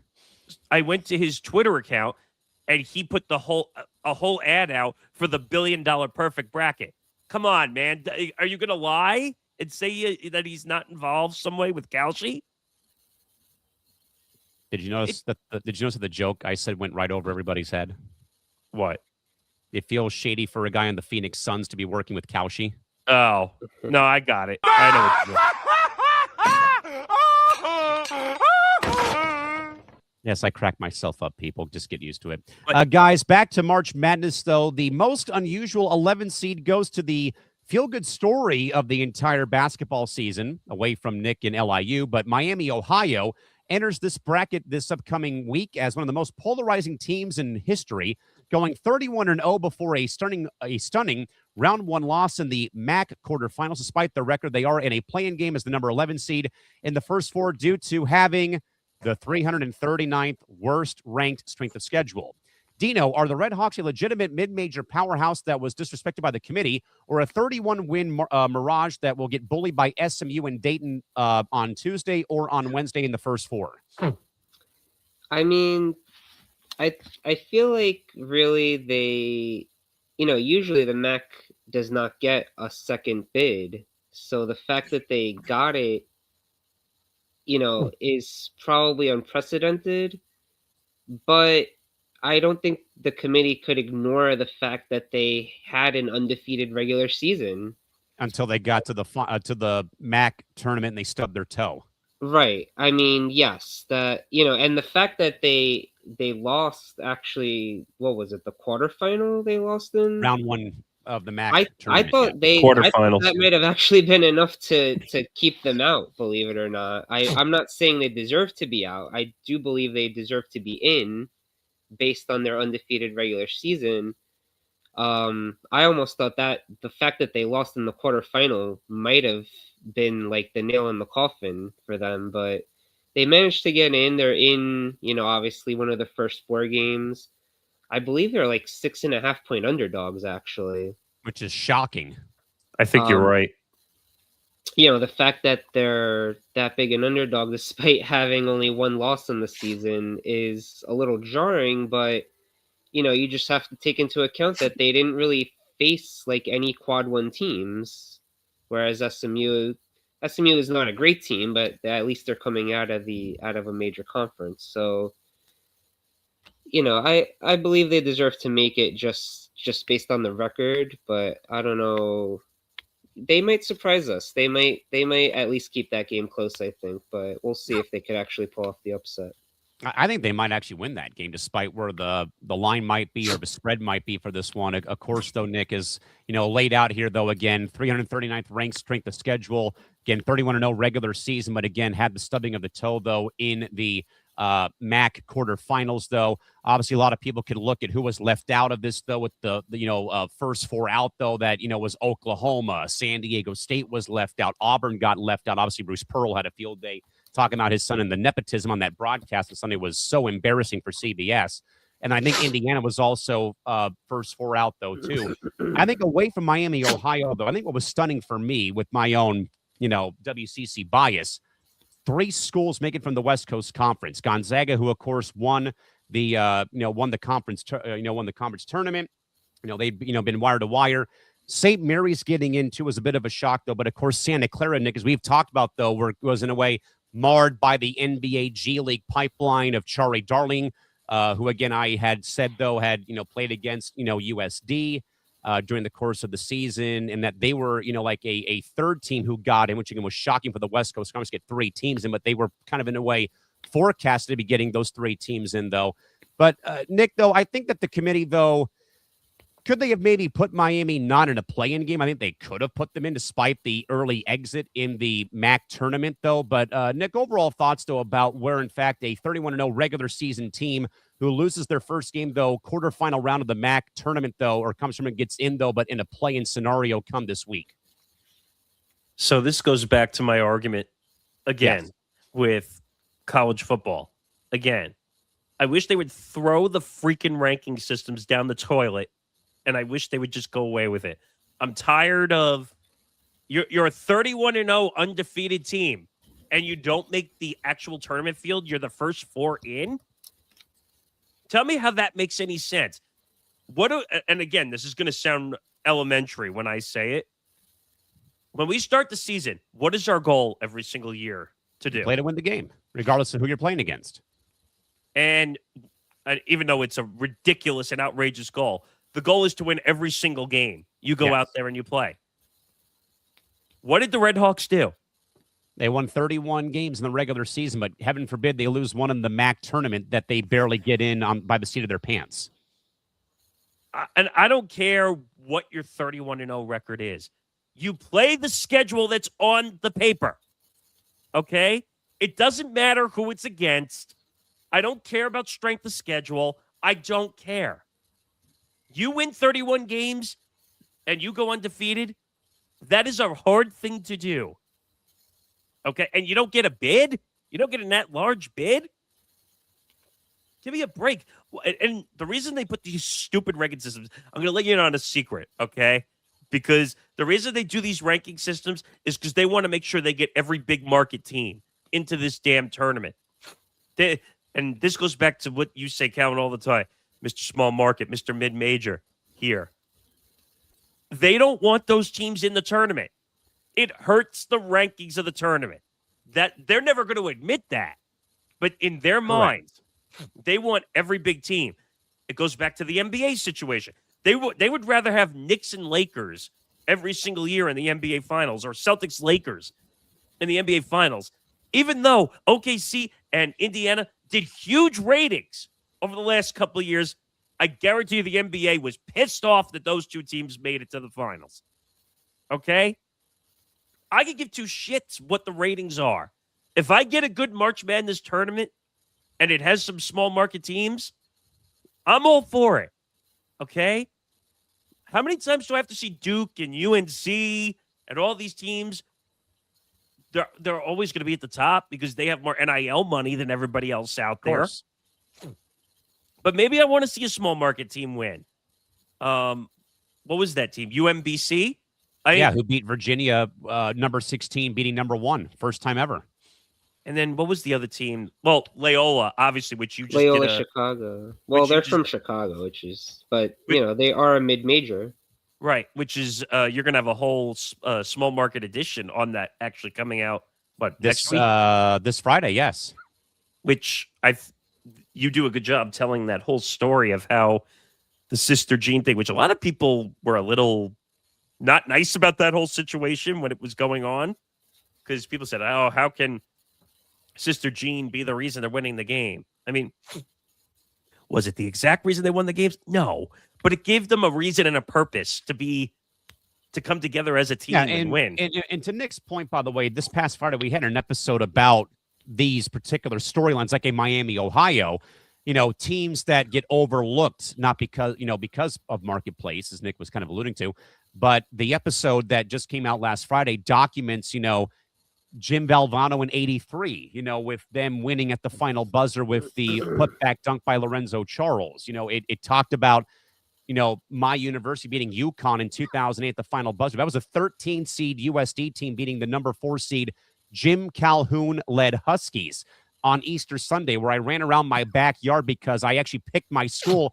to beat UConn that year, which I know was blasphemous back then, but we actually beat them in 2008. And then we talked about, Florida Gulf Coast and UMBC. FGCU. FGCU. UMBC. How about St. Peter's? St. Peter's. I don't think They made the Elite Eight as a 15 seed. Yeah, I didn't get to that one, sadly, but there were other, La Loyola Marymount, LA in California. After Hank Gathers had passed away in 90, they got to the Elite Eight too after they, literally saw their teammate die, on the floor during that conference tournament in 1990. So those stories are why that we love March Madness. Furman winning over Virginia, with Kevin Harlan, falling out of his chair. Loyola Chicago, Georgia Southern, Northern Iowa. Fairleigh Dickinson over Purdue. Yeah, exactly. Yeah. FDU pulling up the upset. So, I mean, that I think though is why, guys, March Madness is very much. Actually, I think we're forgetting probably the most successful mid-major, which was Butler making the final 2 years in a row. Exactly.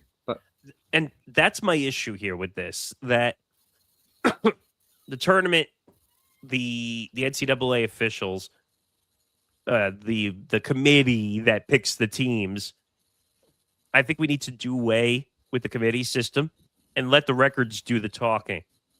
Because we all know that the NCAA is corrupt partially as an organization, because they're going to want every big team that they could possibly get, because they want to make their money too. As much as these other teams are being given money to compete. And I'm kind of curious, what every team gets for making March Madness, how much they get paid.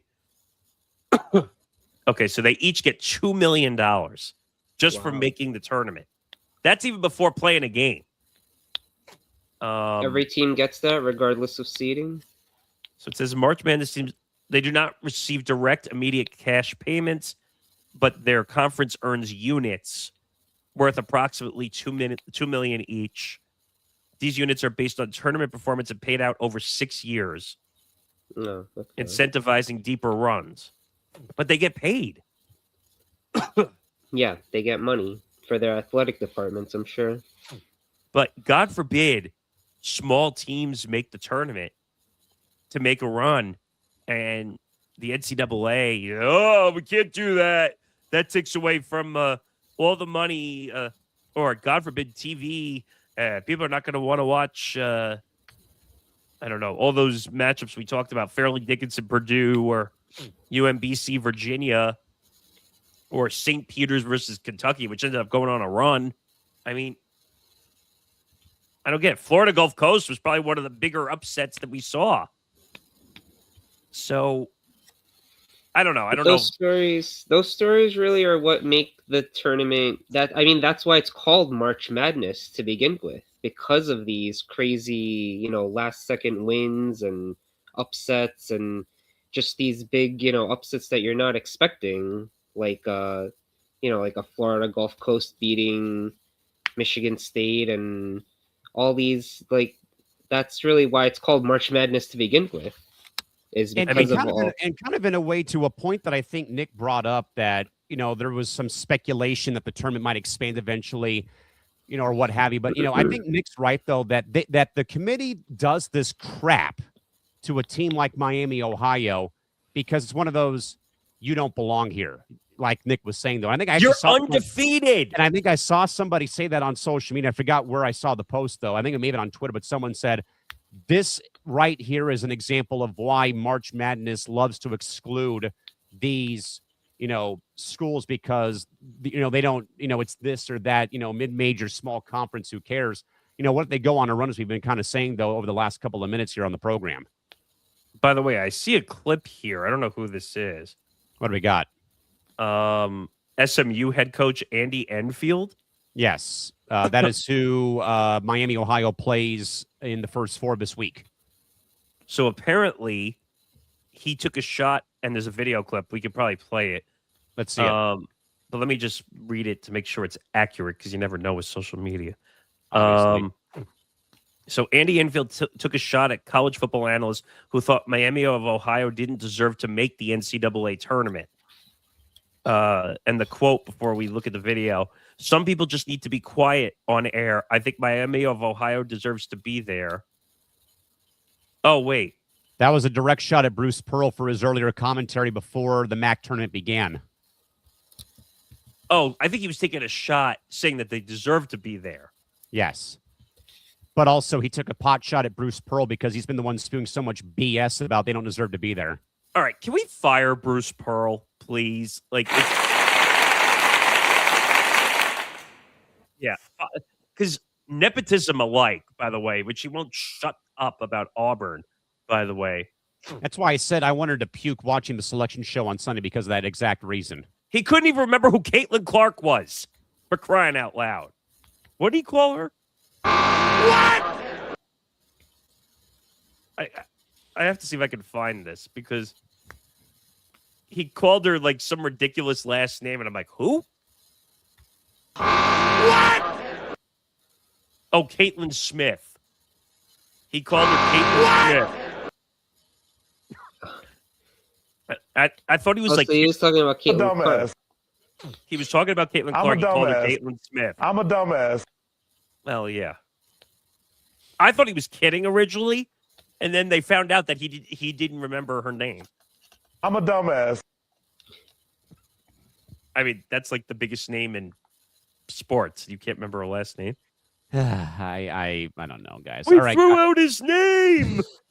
All right, fellas, going underneath the coaster. Of course, Nick and Dino, tonight was supposed to be Magic City night in Atlanta, Georgia, at the Hawks game versus Orlando, but the NBA stepped in to kill the promotion at hour number 11. Dino, did the league overstep their boundaries on a local culture play, or was a strip club night always a PR disaster just waiting to happen down in the ATL on Monday night? Yeah, I think I made my point about this last week, which was, yeah, it was a bad idea for a promotion, but I did feel like the NBA overstepped a little bit in canceling it, because, yes, ultimately, when you're putting on an NBA game, you're representing the NBA and the league. But it was an in-arena promotion, so I kind of felt like if the Hawks ownership felt so strongly about this, that they should have been allowed to go ahead with it. But I did not think it was a good idea for an NBA team to have that kind of promotion when you have, kids and families in the crowd. So, obviously the NBA could have given their opinion in that they should cancel the promotion, I'm not so sure if they should have had the authority to actually cancel it for the Hawks ownership. That's just Nick, my obviously, opinion. Nick, obviously, we had talked at length on Press Row the last 2 weeks, though, leading up to tonight, regarding the situation. Where again, Dino, I think obviously, I think made a good point though that the Hawks had the idea, but the NBA overrules the franchise because of business interest, stakeholder investment. Where again, it kind of went to my point though too, Nick, about why would we celebrate this kind of night, but we won't honor a Pride night or a military appreciation night or a, stand up to cancer night in Major League Baseball? So, again, Nick, thoughts about the night that was supposed to be down in Atlanta at State Farm Arena between the Hawks and Magic this evening? I think the NBA did the right thing, believe it or not, because the Hawks were going to go through with this night if the NBA did not step in. You have to remember, sports, the demo, a lot of it is kids. A lot of it is younger kids who trying to get acclimated with sports, trying to learn leadership, trying to learn camaraderie, chemistry. I don't think a strip club night made the most sense for kids and families being in the building. I mean, you got to think about your audience.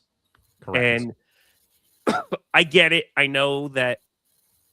And people make this dumb excuse. Well, it's the real world, so you have to get used to the real world and real world problems or real world things that happen.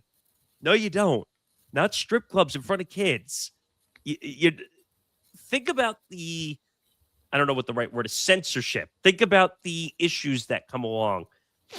Because then kids get the wrong message sent to them that they're watching. Oh, well, every time I go to a game, that means there must be a strip club atmosphere going on. Imagine that's like the first game they're getting introduced to. Right. When they walk inside the arena and they see strip clubs and they see all this stuff going on as a promotion. The NBA is within their right, because it's an NBA team under the NBA banner, to stop a promotion that's inside any of their NBA arenas. If you don't like the rules, then sell your team and go somewhere else.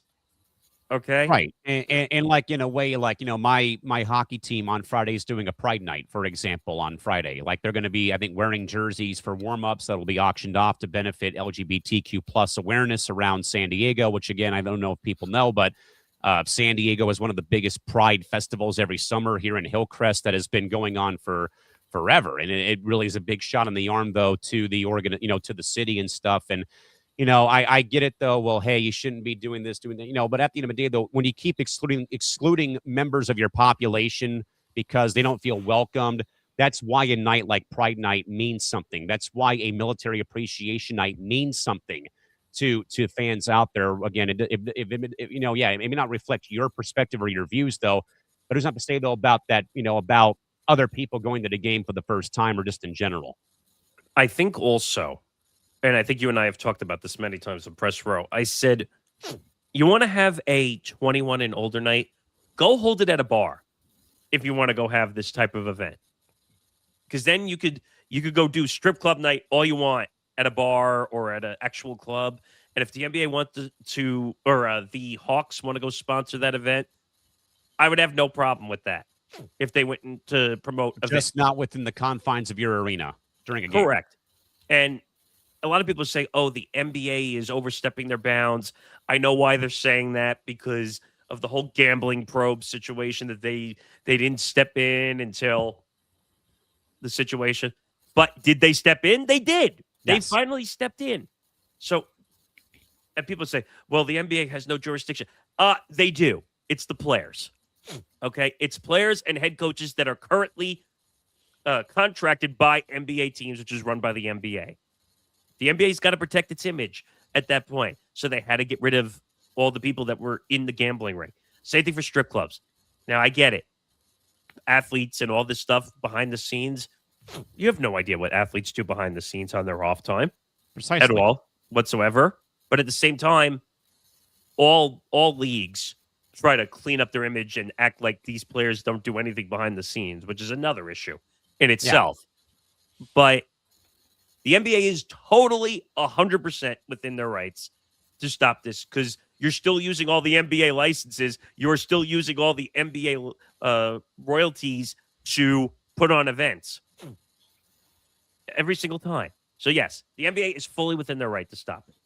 Yeah, I mean, 1,000% agreed. And obviously, minor league sports where I work with the HO, we're, a little bit different, though, because every league or the league welcomes the cancer night where teams wear the cancer colored jerseys. They welcome the pride nights and the military appreciation nights where, again, that helps in a way bring more awareness, more eyeballs to those specific games out there.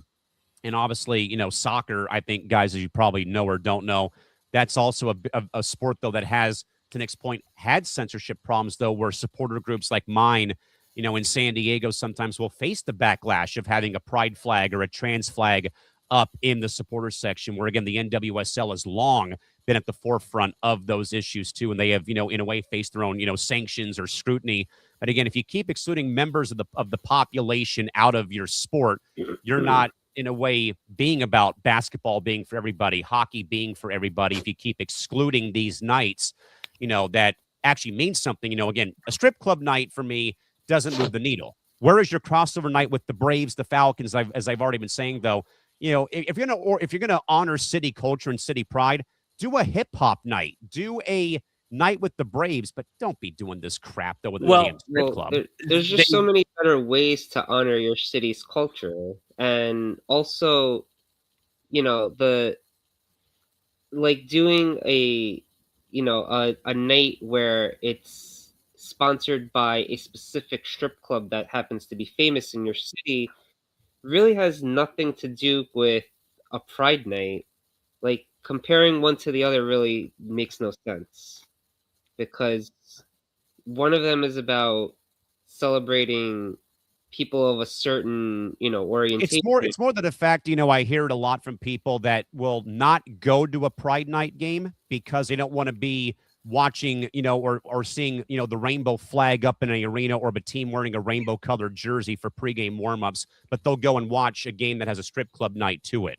So that's more of my point, though, in a way. Well, and I didn't really want to go this route, but it kind of makes I understand, unfortunately, why the censorship route is a problem, because think about the nightclub shootings, unfortunately, we had due to the LGBTQ bars in Orlando. Yes. Think about the one in Orlando. We've had a few of them, actually. And if I remember correctly, the one in Orlando included, I'm forgetting her name all of a sudden. Christina Grimmie, who was a big time. She was on The Voice. She made it to the end, unfortunately, and ended up getting killed, unfortunately, in that club. It's things like that unfortunately, like the franchises are afraid because they don't want their events being put in danger. I'm not saying it's right. I'm not saying it's politically correct, but I'm saying that they're looking at all these things and saying, we have a lot of people that are inside our arena. And if something happens, it's on us. If something happens, unfortunately. Christy wanted to clarify she was killed the day before the Orlando shooting took place. Apparently. I think it was at the same place, though. I'm not mistaken. Nightclub, yes. But that was a crazy situation. Like, I think that was literally an LGBTQ bar, if I'm not mistaken, right? And unfortunately, those places are in way more danger. And I think ever since that, Orlando City and the Orlando Pride of Major League Soccer and the NWSL have had a rainbow-colored rows of seats for the victims who were killed that night. And then I think of the Vegas Golden Knights, who retired the number 58, I think, for the victims of the Jason Aldean shooting at Mandalay Bay during Route 91, which a friend of mine or a couple friends of mine were actually at. And that was scary, too. Terrifying. Yeah, that was really terrifying. That one was probably the biggest wake-up call, honestly. But that's part of the problem why they won't do a Pride Night at arenas. Because think about how big some of these sporting events are. Soccer included. We're talking about tens of thousands of people. Baseball, NBA, NFL. Now, I think there's more of a different issue, and that's why they won't have Pride nights in certain arenas. Of course. But I think it's more the danger factor that they're worried about. That's understandable, though. But I'm not saying it's right. Let me be very clear about that. Like, if you're going to have a strip club night, fine. Go have your strip club night. But then you got to have an LGBTQ night, a military night. That was my point. And again, to be honest, I'm not so sure that one really has to do with the other, though. Like, I think what Callan is getting at is they're calling one of them culture when it's really not culture. Yeah. But yes, you could claim that LGBTQ night is part of culture. You could claim military night is part of culture, but you don't see you see those get more backlash than the strip club. Yeah, and Pride and Military Night are two of the biggest nights that I look forward to when the Gulls host them because of San Diego's history. As I said about, the large influx of tourists who come here for the Pride Festival every July, though, and of course San Diego, Fighter Town, USA, home of the U.S. Navy and Marine Corps for all these years. Hoorah, Semper Fi. Those two nights mean a lot to the city, believe it or not, as opposed to celebrating Pacers nightclub where Tommy Pham got stabbed during the 2020 baseball season for the Padres. Right. I mean, and I just wanted to look this up just to clarify for the Magic Monday promotion, whatever they were. Magic City Monday or Magic whatever City it was called. Monday. But it just says there was a bunch of discounts, and I think the reason they called it culture is because I think T.I. was supposed to perform, I think, yes. I mean, I know they billed it as a celebration of Atlanta culture, but there's definitely better ways to honor the Atlanta Which went culture. to my point, where's the hip hop night to honor Ludacris and Outkast and the great artists who've come through Atlanta? Where's the sporting culture crossover with, like, here's players from the Braves, here's Michael Penix Jr., here's guys from Atlanta United and from the new NWSL team, more of that as well, plus the hip hop culture, as I was kind of alluding to as well. So I've had the chance to go to Atlanta because I got to see the first year of the ballpark. I got to be there the inaugural season of Truist Park. Oh, and there's a lot to do down there, believe it or not. Get the Magic City Strip Club. I can give two shits. I mean, they have a full big market down there. They've got... Yeah. I think I went to Coca-Cola, which is down there. They've got development around. They have development around the ballpark now in Atlanta. You've got the Falcons in their new stadium. But because people say, "Oh, well, that's entertainment." Guys, I went down to Atlanta. Like I said, I got to tour the Coca-Cola plant that was down in Atlanta. I got to go to because our hotel was actually in CNN Center, the actual hotel that you could stay in. And we literally were allowed to walk around CNN, TBS, True TV, all those studios around there that they do all the shows out of. That's more enticing to me than some stupid strip club in Atlanta. And I don't want to hear lemon pepper wings. I'm getting tired of hearing that too. I don't care. I mean, I think I heard Lou Williams was supposed to be part of the promotion also because he stupidly violated a COVID rule. Because you had to go get them damn wings, baby. But, and I find it hilarious because Front Office Sports did a story saying that the Hawks stand by the promotion. Why are you standing by the promotion? Why? Stubbornness. So the NBA, shouldn't the message be clear that if the NBA stepped in, that maybe you should rethink, the proximity of the situation slightly? You would think, right? And players, by the way, we're forgetting that part too. Luke Cornett spoke out. Al Horford spoke out. Usually when the players speak out, that's a problem. That's a problem. Okay. And here's the other thing. If the players didn't speak out, I would have said, okay, if it's not bothering the players, then I have no leg to stand on whatsoever. But two players, Al Horford's been around this game a very long time. Okay. He strongly came out and said this is not culture. And he played in Atlanta. And he would know exactly. He played many years in Atlanta before he went off and won the titles with the Celtics and all that stuff. So this is not culture. I was a little shocked. I was a little shocked, though, to be honest, about Luke Cornett speaking out about it, though, to be very frank. I mean, he's been around for a little while too. I mean, Henry I just don't know. has good values. And that's the other thing. People, I said this before. People think, oh, the NBA is all about good values. They're not.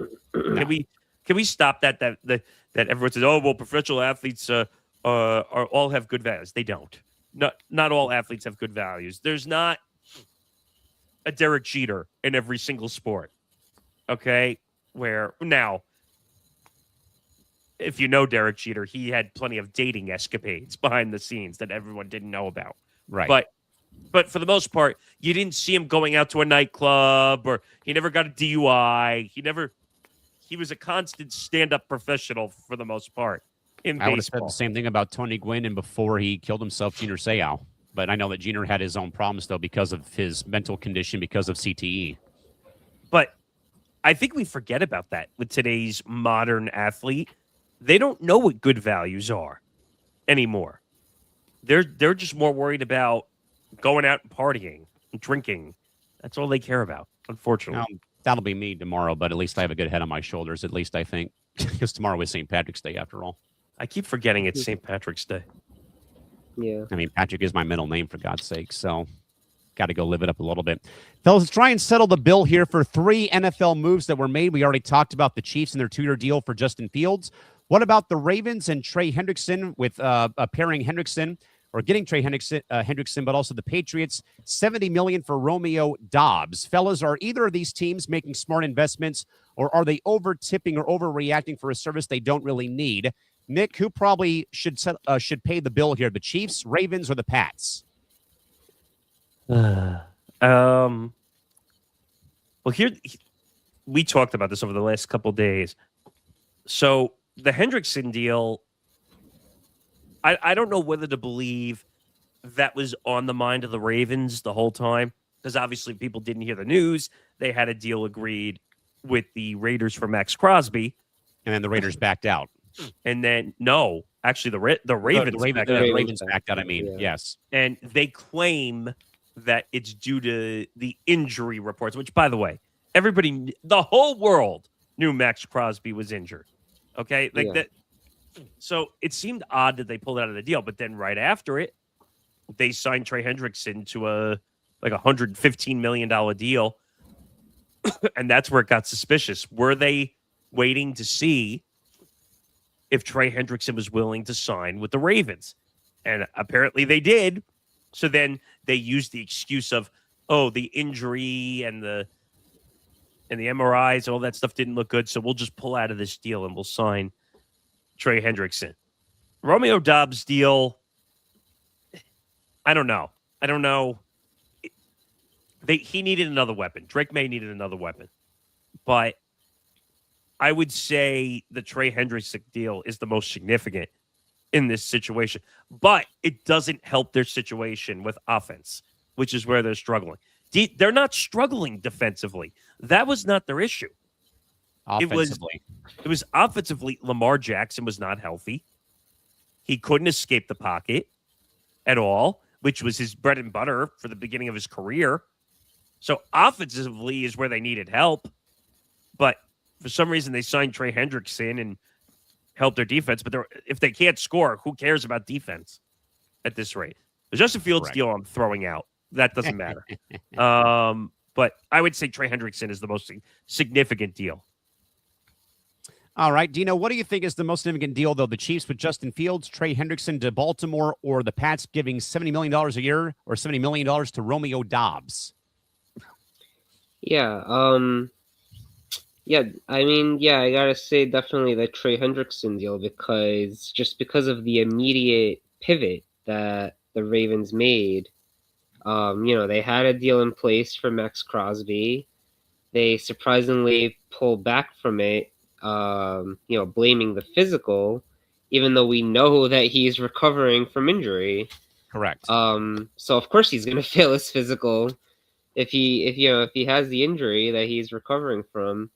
So they immediately pivot and get Trey Hendrickson as a replacement because they're like, okay, well, we were gonna have a Pro Bowl edge rusher, and we didn't want him anymore. So now we have. I don't know if the deal was in place before, like like as Nick was alluding to, maybe they were waiting to see if they had a deal in place, and once they knew that, that's when they pulled back. Because I mean, it literally happened like hours later where they announced the deal, so that just seems kind of shady. So that's definitely the most significant deal. Dobbs, I mean, Dobbs. The thing with Green Bay is like Green Bay would.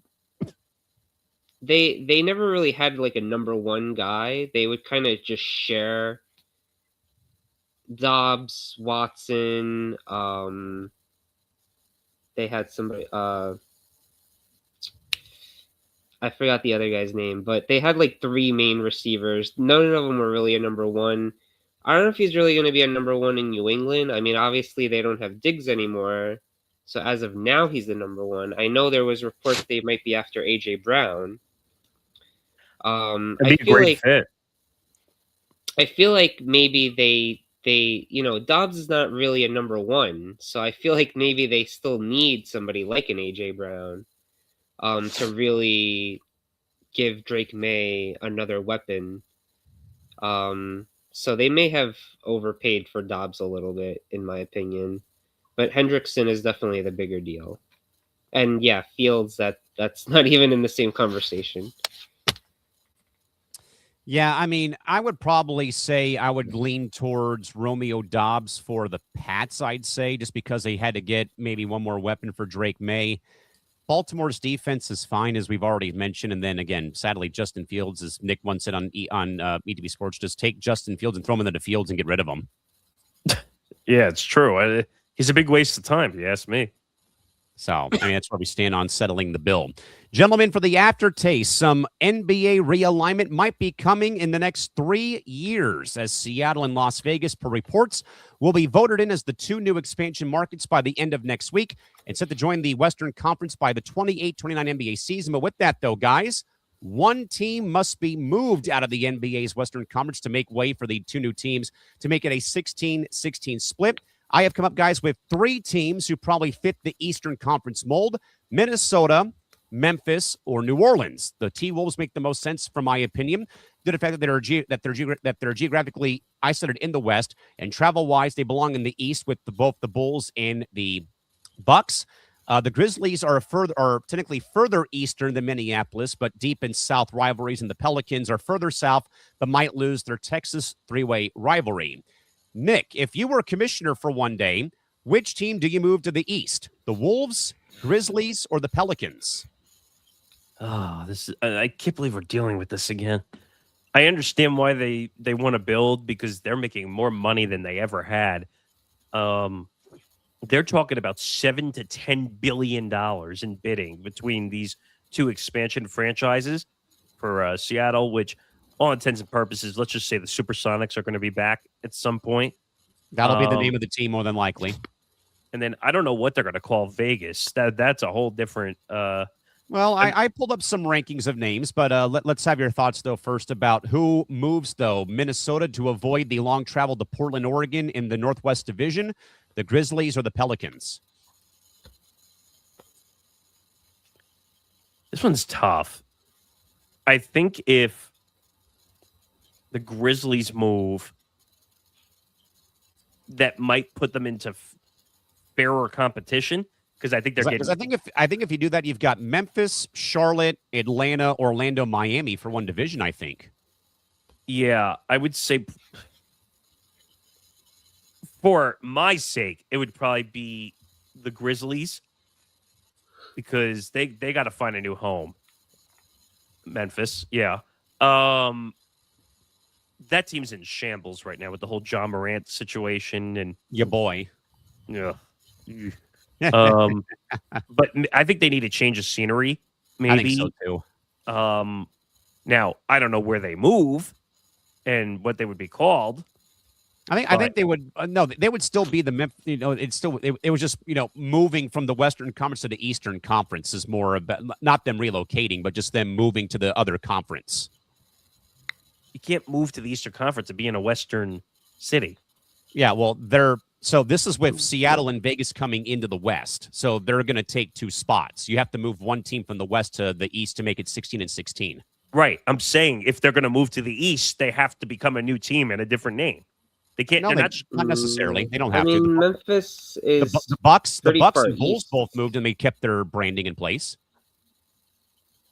But if they move to a completely different place, that wouldn't make sense. If they move to a different place, yeah, but they're not going to. They're just going to move from the Western Conference to the Eastern Conference. They're just going to redraw the line. If that's the case where they're just going to redraw the line, that's all they're going to do. Then I would move Minnesota because that I think that would be a competitive balance for the East. That and I think that would also help reduce travel for them, so they're not going to Denver and Portland every other game day to play divisional opponents or down to Oklahoma City. Yeah, their travel's a nightmare on certain, especially on long road trips too.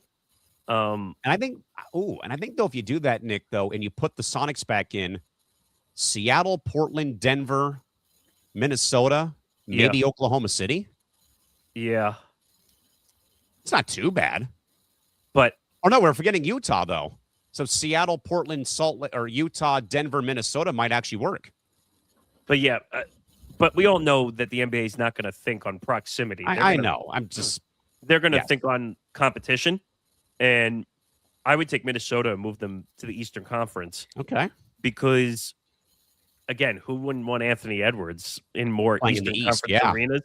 I mean, imagine Anthony Edwards showing up for another 5 to 10 games at MSG and at the Barclays Center. That'd be something.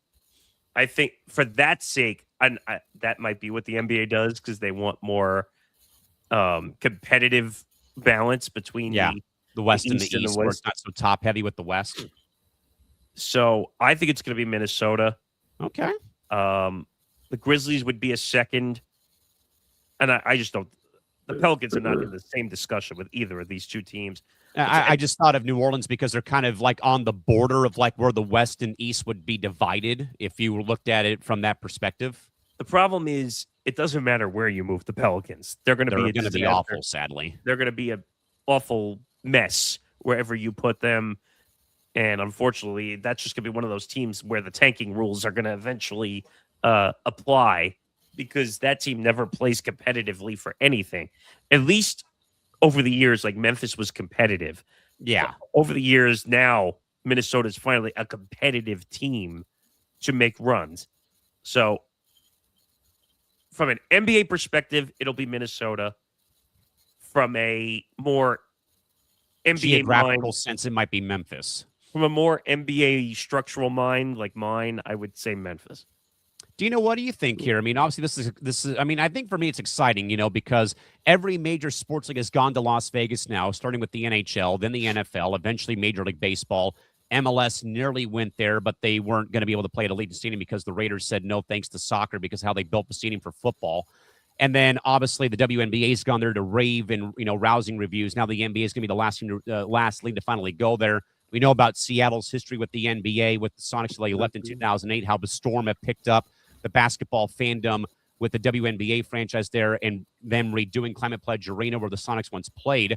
So, Dino, if you were a commissioner for one day, who moves to the East, though? The Wolves, the Grizzlies, or the Pellies? I feel like, geographically, I would say Memphis. They're kind of online with New Orleans. Minnesota is slightly more west geographically. To me, Memphis seems to make the most sense. I'm not sure if that's really what they'll do. Like right now, I'm looking at the divisions. Memphis is in the Southwest Division with New Orleans and the 3 Texas teams. If you're looking at like the odd team out in the Southwest Division, it's definitely Memphis because they're more north and east than those other 4 teams. So that's the one that to me makes the most sense geographically. They should probably be more in like the Southeast Division in the East. I would think so too. So I mean, I don't know. I mean, Nick was saying about the competitive balance, but I mean, this is really more of a long-term decision. You're not just looking at the way the teams are structured right now. You're looking at long-term. So there's no, even though Memphis and New Orleans may not be so competitive right now, that doesn't mean they can't be in the future. So I think you really got to think about this in much more of a long-term mindset. Yeah, but I think Minnesota is built more for the long term than Memphis and the Pelicans. I think and like I said, pushing Anthony Edwards more to the east where more of those arenas can see, I think that would balance out everything. By the way, I mean, yeah, if they think about it in I feel like that's sort of a short-term way of thinking about it, but they could that could potentially be a determining factor. So, yeah. By the way, Nick, since you asked, I did look up some potential names for the Las Vegas NBA franchise. Oh, boy. So the top 3 names would follow the playing card model of Vegas to avoid any references to gambling because that the NBA won't let. By the way, they're not going to be called the Vegas Gamblers, by the way, because the NBA will not let that happen. That would be hysterical if they actually did. After all the investigations they just went through? Vegas Gamblers. But apparently the most pressing name for a Vegas gambling name, 3 of them actually, the Jacks, for the Jack of Diamonds or Jack of Spades, Wild Cards, and they're not going to be called the Diamonds, by the way. They won't be called the Royals or Silver either.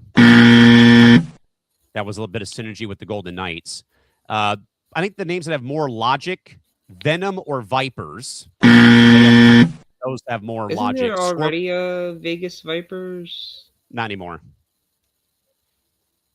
Aren't they like in arena football?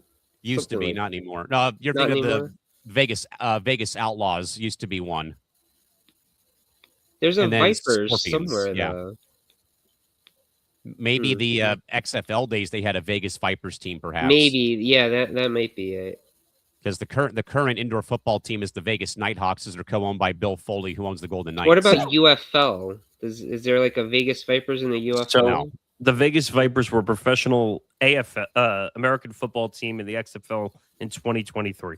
There we go. Okay. XFL. This is the XFL, goddammit. Well, the XFL merged with the USFL, and that's the current UFL. Yeah, and Vegas doesn't have a team in that league anymore. Oh no, okay. I thought they did, but I guess not anymore.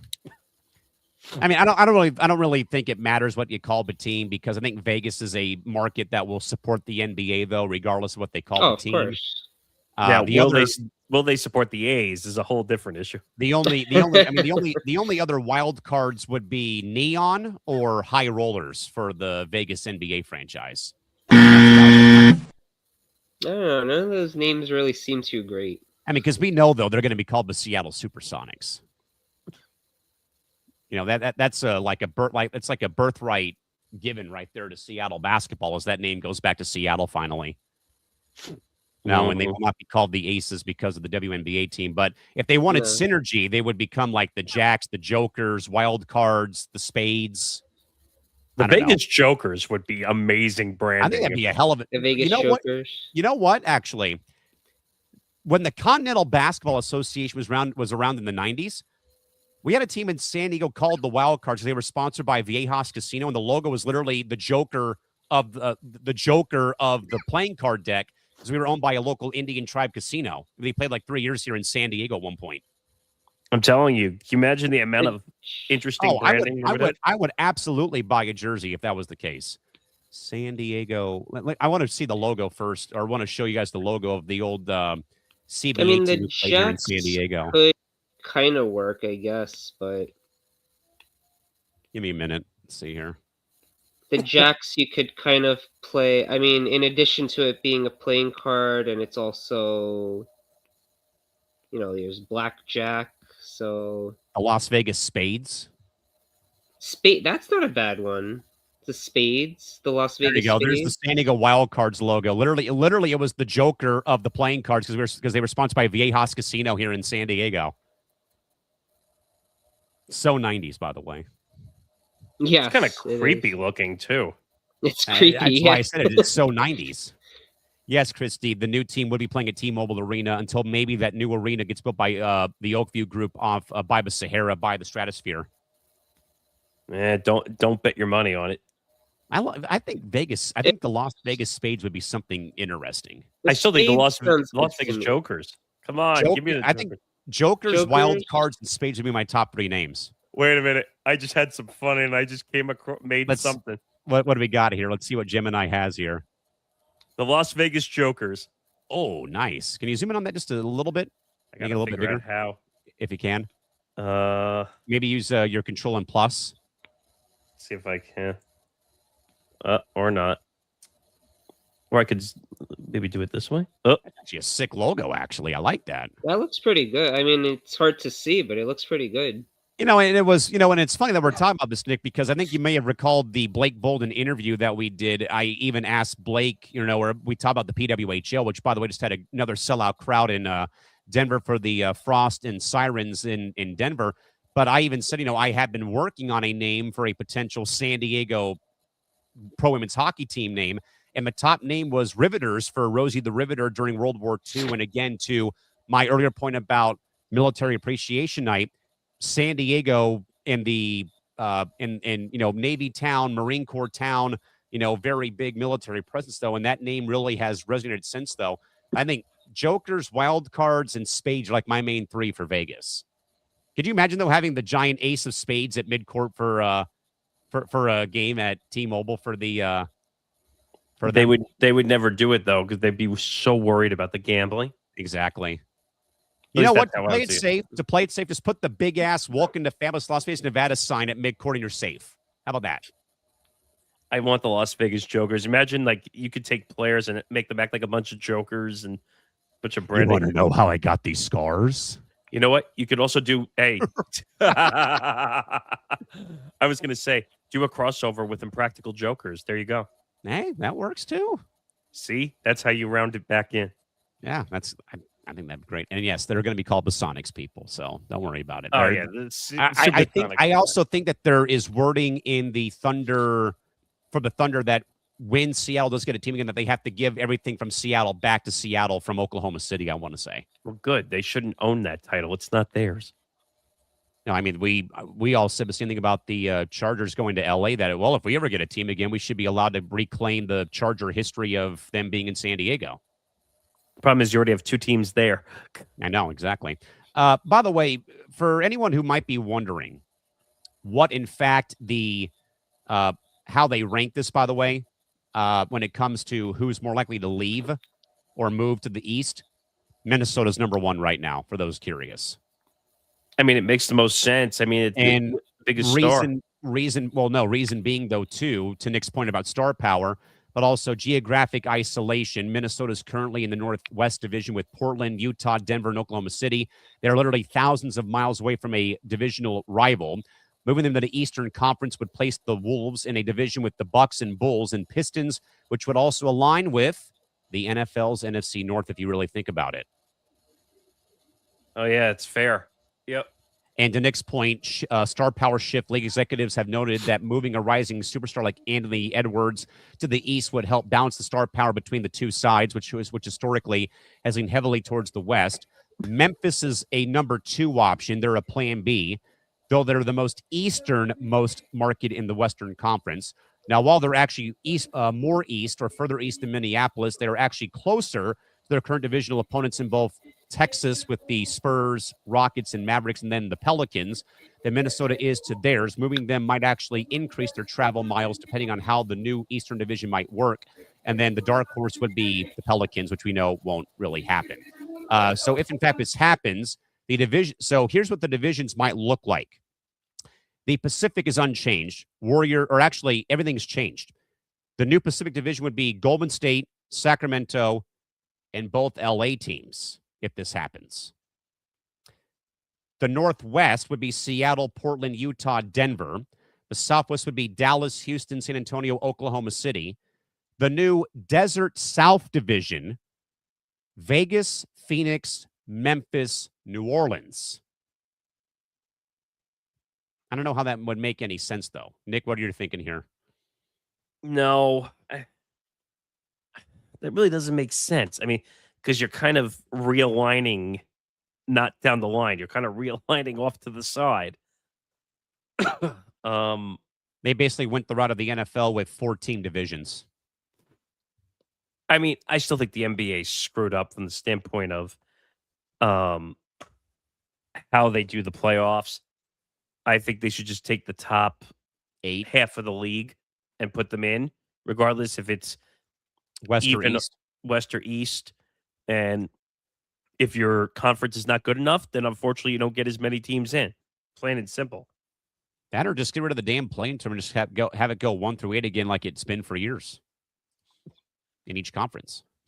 Yeah.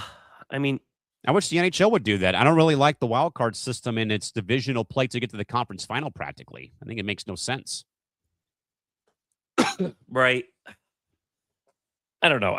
It's amazing what they will do for conference realignment just to get 2 more teams in but then when I heard $7 billion to $10 billion of value, I was like, holy shit. I mean, and believe it or not, when that happens, that'll be 20 years since the Sonics had left for Oklahoma City when they do come back in 2 years' time. The problem is that people say, oh, it was a horrible move. Actually, no, it wasn't. It wasn't a horrible move. Seattle was dying at the time. Yeah, and they could not get anything for the life of them built in the city. They could not touch Key Arena, as it was called, because they dubbed it a landmark, and all they could do was touch the interior, which is what they did for the Storm and eventually for the NHL to go there after all these years. And the Kraken have been very successful. The Seattle Torrent's been successful, though they've not really had a good year for the PWHL, but they have shattered records every game day up at Climate Pledge Arena. Now they're bringing the NBA back finally after all these years. But obviously it was time to move on, though, and to reevaluate things. And it took time, but eventually they're going to be coming back. I don't think it'll be at Key Arena, though. I think if they come back... It'll be at Key Arena. There's nowhere else to play the games in Seattle right now. I just think that's the only way they literally redid the arena for both the NHL to fit the rink on there and also to bring back the NBA. Right. I mean, I don't know what they're going to do. I don't think they're going to go back there, though, unfortunately. I think they will. I don't see where else they could play in Seattle. They'll get an arena built somehow. Yeah, maybe. I think they'll go back, though, to where it all began. All right, guys, let's close out here and begin to pour one out. Of course, this is our therapy session of the evening for teams and players who had their night not go so well at the bar tonight. Fellas, your options are Aiden Howard's Tournament Dreams, the DR's WBC Hopes, and the Hawks' Lemon Pepper Wings. Dino, who do you pour one out for tonight, though, on this Monday going into Tuesday evening? All right, wait. Give me the options one more time. Your 3 options are Aiden Holloway's Tournament Dreams for Alabama men's basketball, the DR's WBC Title Hopes, and the Hawks' Lemon Pepper Wings. Yeah, it's got to be Aiden Holloway. That's just a huge screw up on his part.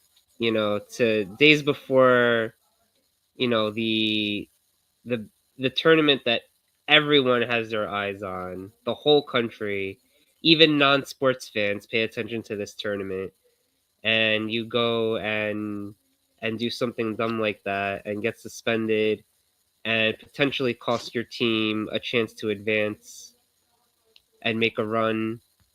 So yeah, it's got to be Aiden Holloway. All right, Nick, one pour out on the night for Aiden Holloway. How about you? Who gets to have one poured out on this Monday going into Tuesday evening? I can't believe I'm going to say this, but the WBC is going to escape the pour one out for me this time. And I usually don't say that because I don't like the WBC at all. I guess I would say Aiden Holloway's Tournament Dreams, just because of what I said earlier on, that he's an idiot for getting caught with drugs, even regardless if it was on campus or in a private off house, which is usually under the care of the school.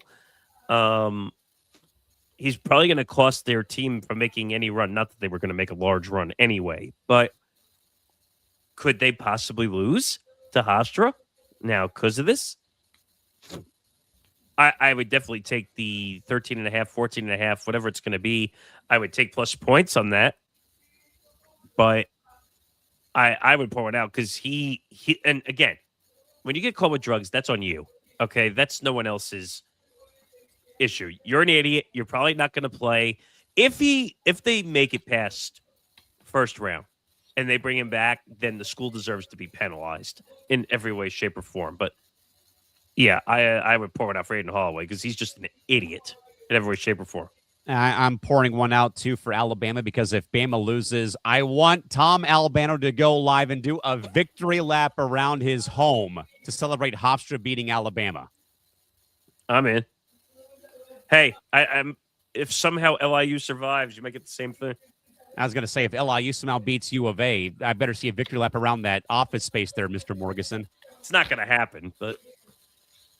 I mean, with March Madness, I think we've learned that you can not expect the unexpected, right? Or expect the unexpected. Well, St. John's is not my alma mater, but it is my brother's alma mater, and they are in Queens where I live, so they're my team for the tournament. But they got royally fucked over. They did, the though. They really did. I mean, not only do they deserve to be higher than a 5 seed, but the fact that they always send them out west. Last year as well, they sent them all west. It makes no sense at all. Like, why are you sending a New York team all the way to San Diego to play? I mean, I told you the NCAA is corrupt. I mean, also think they have some stupid rules in place that you're not allowed as a certain seed, or like there's rules in place where I think if somewhere in your area is hosting, you're not allowed to play in the region that is hosting. So like I think Buffalo's hosting, so they had to ship you guys out to San Diego because of that reason. I'm trying to look that up. I think they call it the pod system because if SDSU would have made it, they wouldn't have been allowed to play in San Diego. They would have been shipped out to the East Coast. The NCAA rule stipulates that teams cannot play at a venue where they've played more than 3 home games during the season, excluding conference tournaments. Additionally, institutions hosting NCAA tournament games cannot play at their own venue during the first and second rounds. Right. Well, it seems like the top seeds usually get to stay close to home, though. Now, obviously, St. John's as a 5 seed is not a top seed, although they did deserve to be higher. But last year they were a 2 seed, and they still got shipped out west as a 2 seed. I told you it has to do with TV ratings. St. John's to them, even though I think St. John's is a huge TV ratings moneymaker for them this year. Big time. I mean, I think the Big East in general is a big TV viewership conference. I think watching Rick Pitino alone is funny too. 1,000%. I don't get how he's one of the last few coaches to still wear a suit on the sidelines. I mean, it's like, for example, Duke's going to play Siena in Greensville, South Carolina. Duke shouldn't be a 1 seed. I mean, with all the injuries and everything they've had, like... nepotism. Carlos Boozer's kids playing for them. Well, I don't know about that. But St. John's being a 5 seed, and now they're going to have to fight just to get through, unlike these 1, 2, 3 seeds. Like, I heard that their bracket is going to be much rougher. Actually, you know what? I might look that up really fast. Yeah, that bracket, by the way, is Duke, Siena, Ohio State, TCU, St. John's, Northern Iowa, Kansas, California Baptist, Louisville, South Florida, Michigan State, North Dakota State, UCLA, UCF, and then UConn, Furman. And I'm surprised they got put in the same bracket as UConn, seeing as they're in the same conference. They're in the Big East, exactly. I mean, there's only 3 Big East teams in the tournament. Like, did they really have to put St. John's with UConn? That doesn't really make sense either, in my opinion. That doesn't add up. And then, just for consolation prize, they didn't play Kansas in the second round. I mean... Yeah. I mean, it's not really one of Kansas's best teams, but... And I was going to say, CBU's no walkover from the WAC, believe it or not. I would say, obviously Kansas is there every year, but I would say this is probably one of their weaker teams. But I think Duke is beatable this year, just because of all the injuries and maybe. I mean, stuff. Either UConn, if UConn can get out of their own way and Hurley can stop being a damn dumbass on the sidelines, and then maybe Michigan State could be one. Michigan State's a dark horse, in my opinion. I think they always are, though, every year. They always are. I mean, yeah, it's not really... I mean, I guess it's not... They're not really a dark horse when you have Tom Izzo as one of the most successful coaches. Well, But what is everyone saying? Arizona's probably the best team right now. I'd say U of A is probably one. Florida's probably the weakest of the four number ones, if you had to ask me. I think my sleeper might be Houston, honestly, believe it or not. Last year's I could see Houston. I mean, what's interesting is actually the final for that bracket might be a rematch of last year's championship, which is Florida versus Houston. And I'm shocked that so many people on ESPN.com are picking St. Mary's as a 7 to beat A&M. Hey, you never know, right? Precisely. I'm still shocked that my conference got 3 schools in there.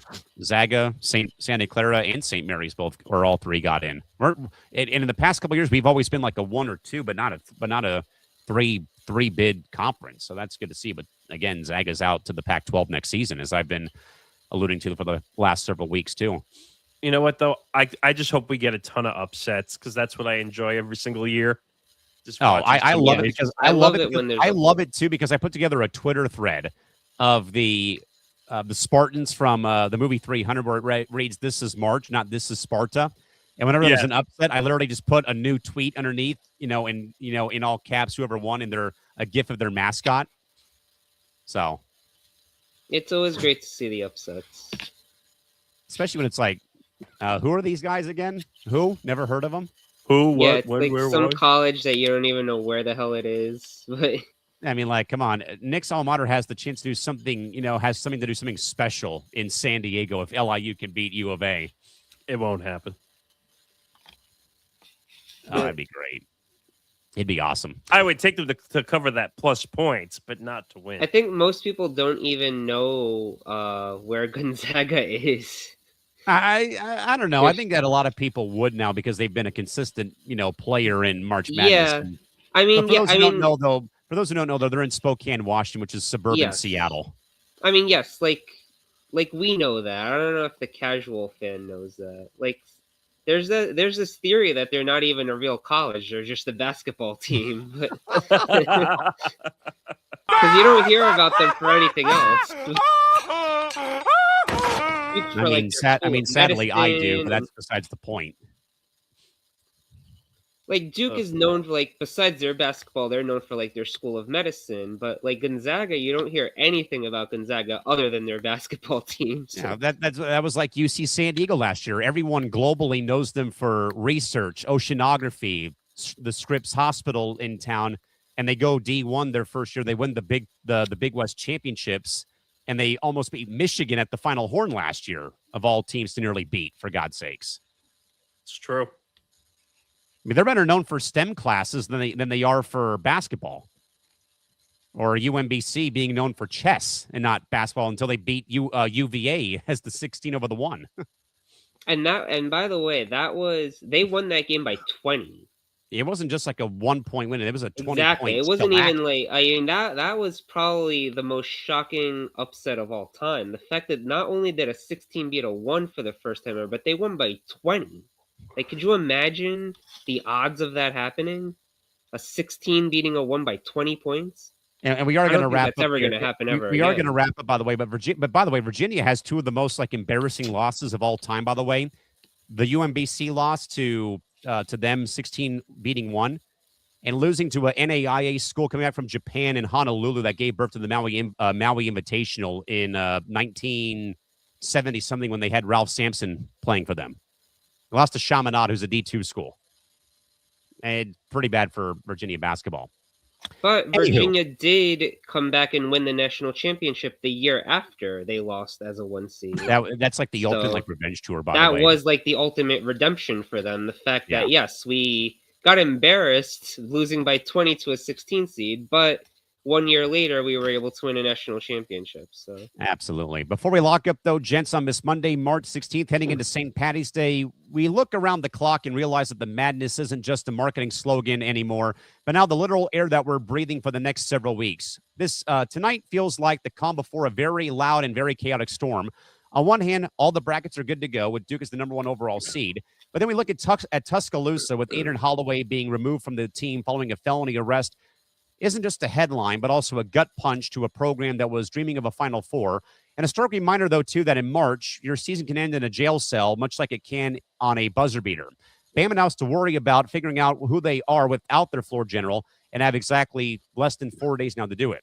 While the college kids are dealing with the weight of the world, the NFL is busy playing its own version of musical chairs, with Justin Fields now heading to Kansas City to back up Pat Mahomes. The ultimate break glass case of emergency move, and the Jets paid a hefty price to move on, and the Chiefs just bought the best insurance policy in the league for the price of a 6th-round draft pick. But if you want pure, unadulterated joy, what that looks like, look at Miami. Team USA is now just one win away from a WBC championship because they survived the heavyweight slugfest with the DR that felt like a Game 7 of the World Series.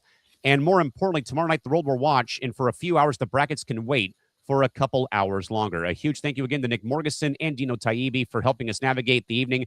And also, a happy birthday to my dad, who turned 68 today on this Monday going into Tuesday.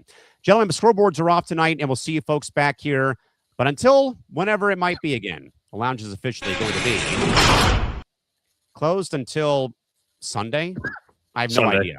Sunday, because I am stuck at work on Sunday and Monday next week, so we'll have to do our own reshuffling of the deck of cards here come next Monday for the program. We'll figure it out. We'll figure it out, though. But again, folks, a major thanks to Nick Morgeson and Dino Taibbi. Until next time, folks, we'll see you back here on ETB. Again, find us on social media once more. We are at the ETB Lounge and, of course, at ETB Network on social media. And, of course, like and subscribe. Help us get to 4,000 watch hours. We're getting ever so closer. YouTube.com/ETB Network, folks. Until next week, have a great night. Till then, bye-bye. Hi.